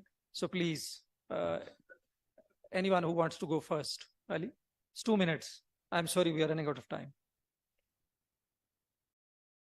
To respond to Iqbal Saab, your comment on Bangladesh, I just like to add one more thing that they in their inclusive growth, the role of the women is very important. If you go to Dhaka and you see that that women working around and all that, and if a young designer working over there, if she can go from Pakistan and move on the streets wearing shorts, so that kind of a comfort they have, we don't have that. So that's very big difference between Pakistan and Bangladesh, and I think and in terms of inclusivity and all that. And second point I like you to take, which you very well mentioned, the inclusivity in the capital market. I mean, again, I give you an example of India. If India, you go there and a low middle class guy would be invested in the mutual funds. And they'll look upon the companies and they look upon the funds they invest, and that's how they build up the wealth in the formal sector. We don't see in Pakistan. An average guy, if have any saving in Pakistan, that would be invested in some kind of a real estate, which is totally informal. So we need to transit this through the digital transformation, which we are talking about. One digital transformation is and the governance is enhance the listing and the participation in the capital market. That is good for the capital formation, and that's good for the saving and to reducing the income saving gap. Those 2 interventions I would like to talk. Thank you. Thank you, Dr. Hadia. I think the point about the calories of our agriculture products is really crucial. I think there's now World Bank work on this about how drastically the calorie intake or the calorie content of our food has declined. And what's really worrisome for us is actually the quality of our soil in Punjab, the heartland of the agricultural heartland of the country. And I go back to some things that have already been said, which was around R&D. Our R&D is not at the level which needs to be. We are at too low a technology level. And of course, all of it is connected to our human capital, to the kind of assets we have, the lack of capital markets. I mean, the economic model, like you were saying, it's broken at so many levels. And one of the breakage points I feel is, unfortunately, we are stuck in neoclassical frameworks, and neoclassical frameworks just don't work for the kind of problems that we are seeing in Pakistan at this point. I mean, as a gender economist, as a feminist economist, I have major problems with neoclassical frameworks. And we are in an economy where there's asymmetric information, where there's elite capture. The basic models just don't work, and we need to rethink those. And in that, I actually find that there is a lot of engagement. I don't know, maybe it's just for lumps, I don't know. But there seems to be appetite for engaging with the academic community at various committee levels. While that exists, we have to look at, and I think that goes back to your point, Dr. Faria, we have to look at our policy and governance frameworks. Those are so broken at this point, and I really appreciated the vertical on institutional designs that the World Bank came up with. I'll give you an example. We've been spending a lot of time with the newly minted industry and productions divisions, and they have a very liberal and forward-looking outlook where they really want to focus on localization of the economy and focusing on local products. But they are completely separate from the exporters. They need to be working together because we can't look at our local economy and our manufacturing sector locally without actually thinking about how we're behaving as far as the export sector is concerned. And what are the kind of tariffs that exist? What are the kind of subsidies that are being given? Until we don't have a cohesive framework that really starts to understand the economy, all of these various things that are being pointed out by through the comments here by the audience, none of that is going to come together and coalesce and really allow us to get out of this crisis that we are facing and we are consistently facing in the long run in a sustainable fashion. Thank you, Dr. Fariha. 2 minutes. I think so. I would like to agree with the point raised by Ms. Amara from UNDP to rethink and revisit the social contract. I think so. The social contract has to be citizen-centric. It's high time. And it cannot be the one that facilitates elite capture. And again, this social contract has the promise of policies that come with the silver bullet. The population must not have any expectation lesser than that the policies are lesser than any silver bullet or lesser than any magic bullet that they have. These policies, they have to deliver, and for this deliverance, institutional reforms are supposed to be there. And now, not harping about this institutional reforms because we have been discussing it for years and years, but essentially what we have in Pakistan is that we have extractive institutions. And we have to change this alignment to institutions which are inclusive to a certain extent. Otherwise, any revisiting of social contract is not going to work by the end of the day. So there's a lot of debate that is going on in developing countries of South Asia and Latin America that there's a need to rethink the social contract because primarily the flaws are in the current social contract that we have. So I will pick on the questions about the populations. Yes, you are absolutely right that this is an elephant in the room. Nobody was talking about that. And we are not so sure what to do, knowing that the demographic dividend window is closing, but the country really doesn't have policy that addresses those issues. So when you have a very low level of spending on education and health, you don't prepare for the population, for the younger generation to be ready, equipped with the employment, with the AI, with the digitalization. We are not ready at all.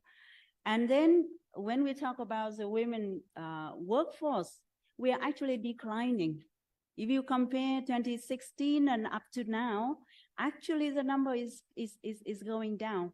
Thinking about Vietnam, with 75% of women are working, and here we have 23 or something.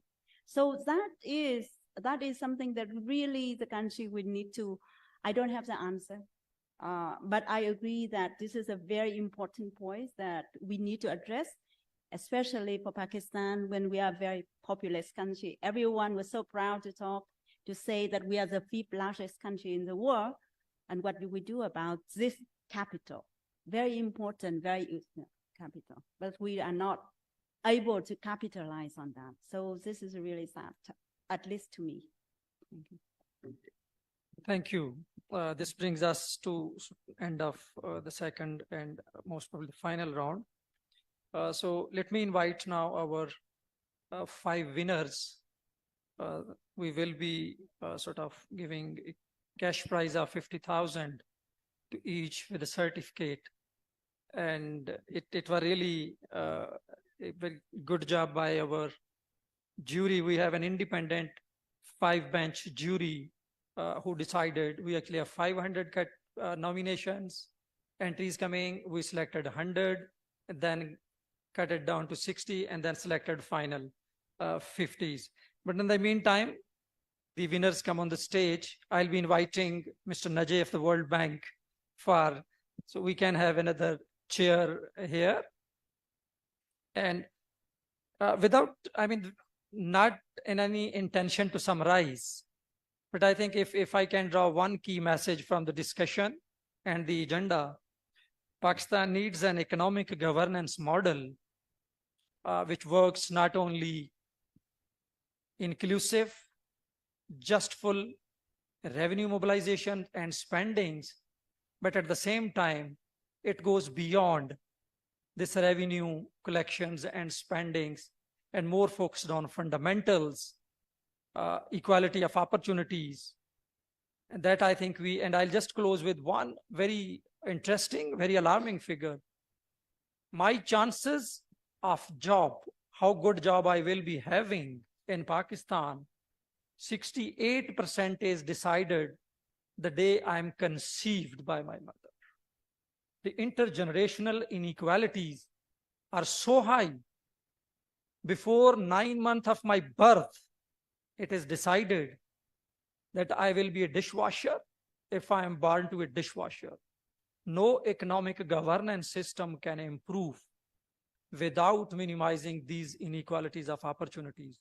You cannot have a fair taxation system if your taxation system does not generate economic activity, which is fairly distributed across region, across gender. So I think one message that I got from all this discussion and the presentation when I was reading, we need a new economic governance framework, but going beyond GST, going beyond revenue taxations. It's more on equality of opportunities, but this does not mean neglecting one over the other. We need a simultaneous work on stabilization and sustainability parameters. But I think the tough job for the World Bank is next. How credible elections will be, how strong the government will be, and what happens to economic security situation and the other security situation. That I think will be 3 key challenges in implementing this agenda. Thank you. So our winners, please, can come on stage. Good point. Excellent. So thank you very much. It's very excellent points in the panel.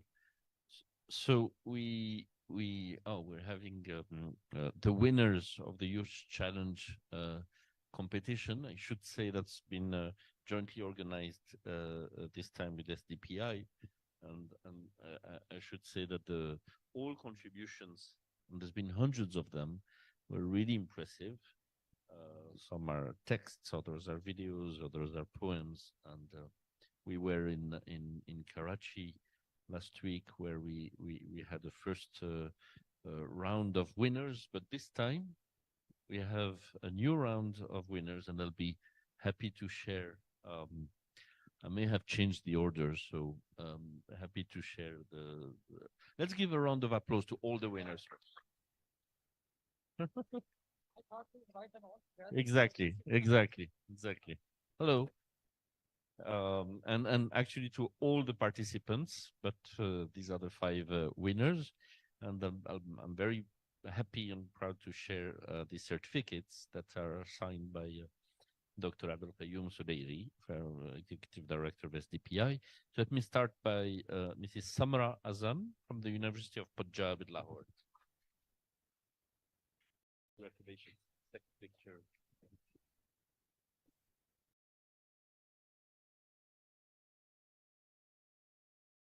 Congratulations.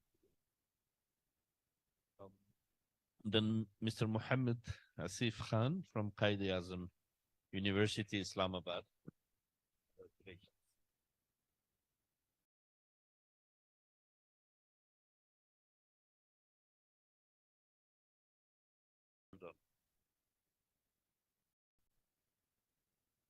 Rabaitullah Zia from the Institute of Business Administration in Karachi. Congratulations. Well done. Are you studying? I'm studying finance. future banker. Saira Atiq, National University of Modern Languages in Islamabad. Congratulations.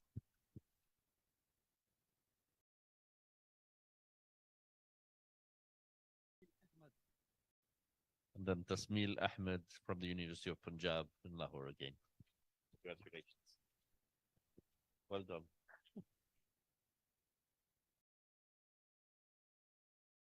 Excellent. Well done. Congratulations. Thank you. No, maybe, no, just congratulations and well done, and thanks to all the panelists. Thank you so much.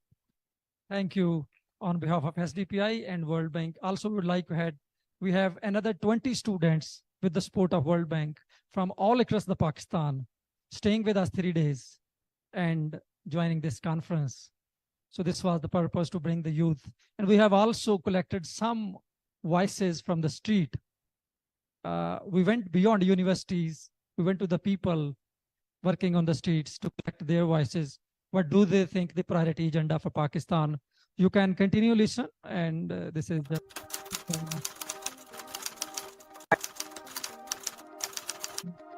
Pakistan अगर इंसान अच्छा हो तो इंसान से सारा मामला इंसान में इंसाफ हो इत्तेहाद हो उसके अंदर कोशिश हो तरक्की कर सकते। उसके लिए चाहिए कि तालीम पे नजरसानी करे और उसके लिए अगर एक औरत अनपढ़ हो उसके लिए चाहिए कि वो हुनरमंद बने, अपना हुनर ये सीख ले कि इससे इसकी वजह से अपनी दूसरी कमाई मुल्क में तरक्की का हाथ बढ़ाए। चाहिए कि हमें लिए चाहिए कि हम माहौल को साफ रखें, गंदगी से साफ रखें, माहौल के मुताबिक चलें। जब मौसम चेंज हो जाती है तो हमें लिए चाहिए कि हम मौसम के साथ चले जाएं। पाकिस्तान जैसे कि हालात जा रहे हैं, गरीब खाक मारा जा रहा है, गरीब खाक मिलना चाहिए और सहूलतें होनी चाहिए। और गरीब का वो 700-800 की दिहाड़ी लगाता है, तो 700-800 में आप खुद सोचें क्या बचता होगा उससे। घर का राशन जो लेके जाना है, सब्जी पकाता है, उससे कुछ भी नहीं बचता होगा। इनको अपनी तलीम हासिल करनी चाहिए और तलीम हासिल करके अपनी जो अपनी शादी परिवार में घर वाले बच्चों में प्रवेश करनी चाहिए। ये दरख्त हर एक घर में दरख्त बाहर दरख्त लगे हैं, तो ये जो काट देते हैं दरख्त को काटने भी चाहिए। तो हर तरफ दरख्त लगे, घर में बाहर दरख्त लगाने चाहिए। बच्चों के ख्याल में तो इस तरह होना चाहिए कि बच्चों को ज़्यादा से ज़्यादा मेहनत करनी चाहिए, पढ़ना चाहिए। जब हम पढ़ेंगे तो जब बड़े होंगे तो हम एक बड़े ओहदे में होंगे और अपने मुल्क के लिए ज़्यादा से ज़्यादा मेहनत करेंगे। ख़वातीन को ये करना चाहिए कि ख़वातीन को पहले खुद इंडिपेंडेंट होना चाहिए। ख़वातीन को पहले अपनी तालीम कंप्लीट करनी चाहिए। अगर वो नहीं पढ़ती तो उनको कोई ऐसा हुनर सीखना चाहिए जिससे वो अपनी फैमिली को सपोर्ट कर सके। औरतें जो घर में कपड़े वगैरह सिलाई करें या ऐसे कोई जिस तरह ऑनलाइन आजकल बहुत कुकिंग का चल रहा है, से बना के पैसे कमा सकती हैं। माहौलियाती आलूदगी को हम इस तरह कम कर सकते हैं, कचरा वगैरह नहीं फेंकना चाहिए और हमें चाहिए कि हम ज़्यादा से ज़्यादा दरख्त लगाएं और दरख्तों को काटना नहीं चाहिए। घर की ख़वातीन है क्या करें, तो चाहिए कि अपने घर में काम सिलाई कढ़ाई वगैरह करें। जब तालीम अच्छी होगी फिर आगे बंदा अपनी कोई फील्ड चुने। अगर उसने बिजनेस करना है बिजनेस करे, अगर जॉब्स वगैरह करनी है तो जॉब्स करे। एक चीज़ हम अपनी बनाएंगे ना तब हम फायदे में रहेंगे, क्योंकि बाहर से हम चीज़ मंगवाते हैं उस चीज़ में वो हमारा नहीं बनता। उनको ऐसी स्किल्स सिखाएं, गवर्नमेंट कोई ऐसा प्रोग्राम बनाए ताकि दोनों मिलके ठीक। तो पाकिस्तान में जो दरख्त वगैरह ये बहुत कम होगा, इसकी वजह से ना काफ़ी और गाड़ियाँ वगैरह बहुत ज़्यादा होगी, उसकी माहौल आलूदगी की वजह से ना। जब तक हमारे मुल्क में एक सही जमहूरी पार्टी वोट लेके आवाम की ताकत से नहीं आएगी तब तक पाकिस्तान में तरक्की नहीं हो सकती। घर वालों का हक बनता है कि वो लड़की को सपोर्ट करे, और जैसे हालात चल रहे हैं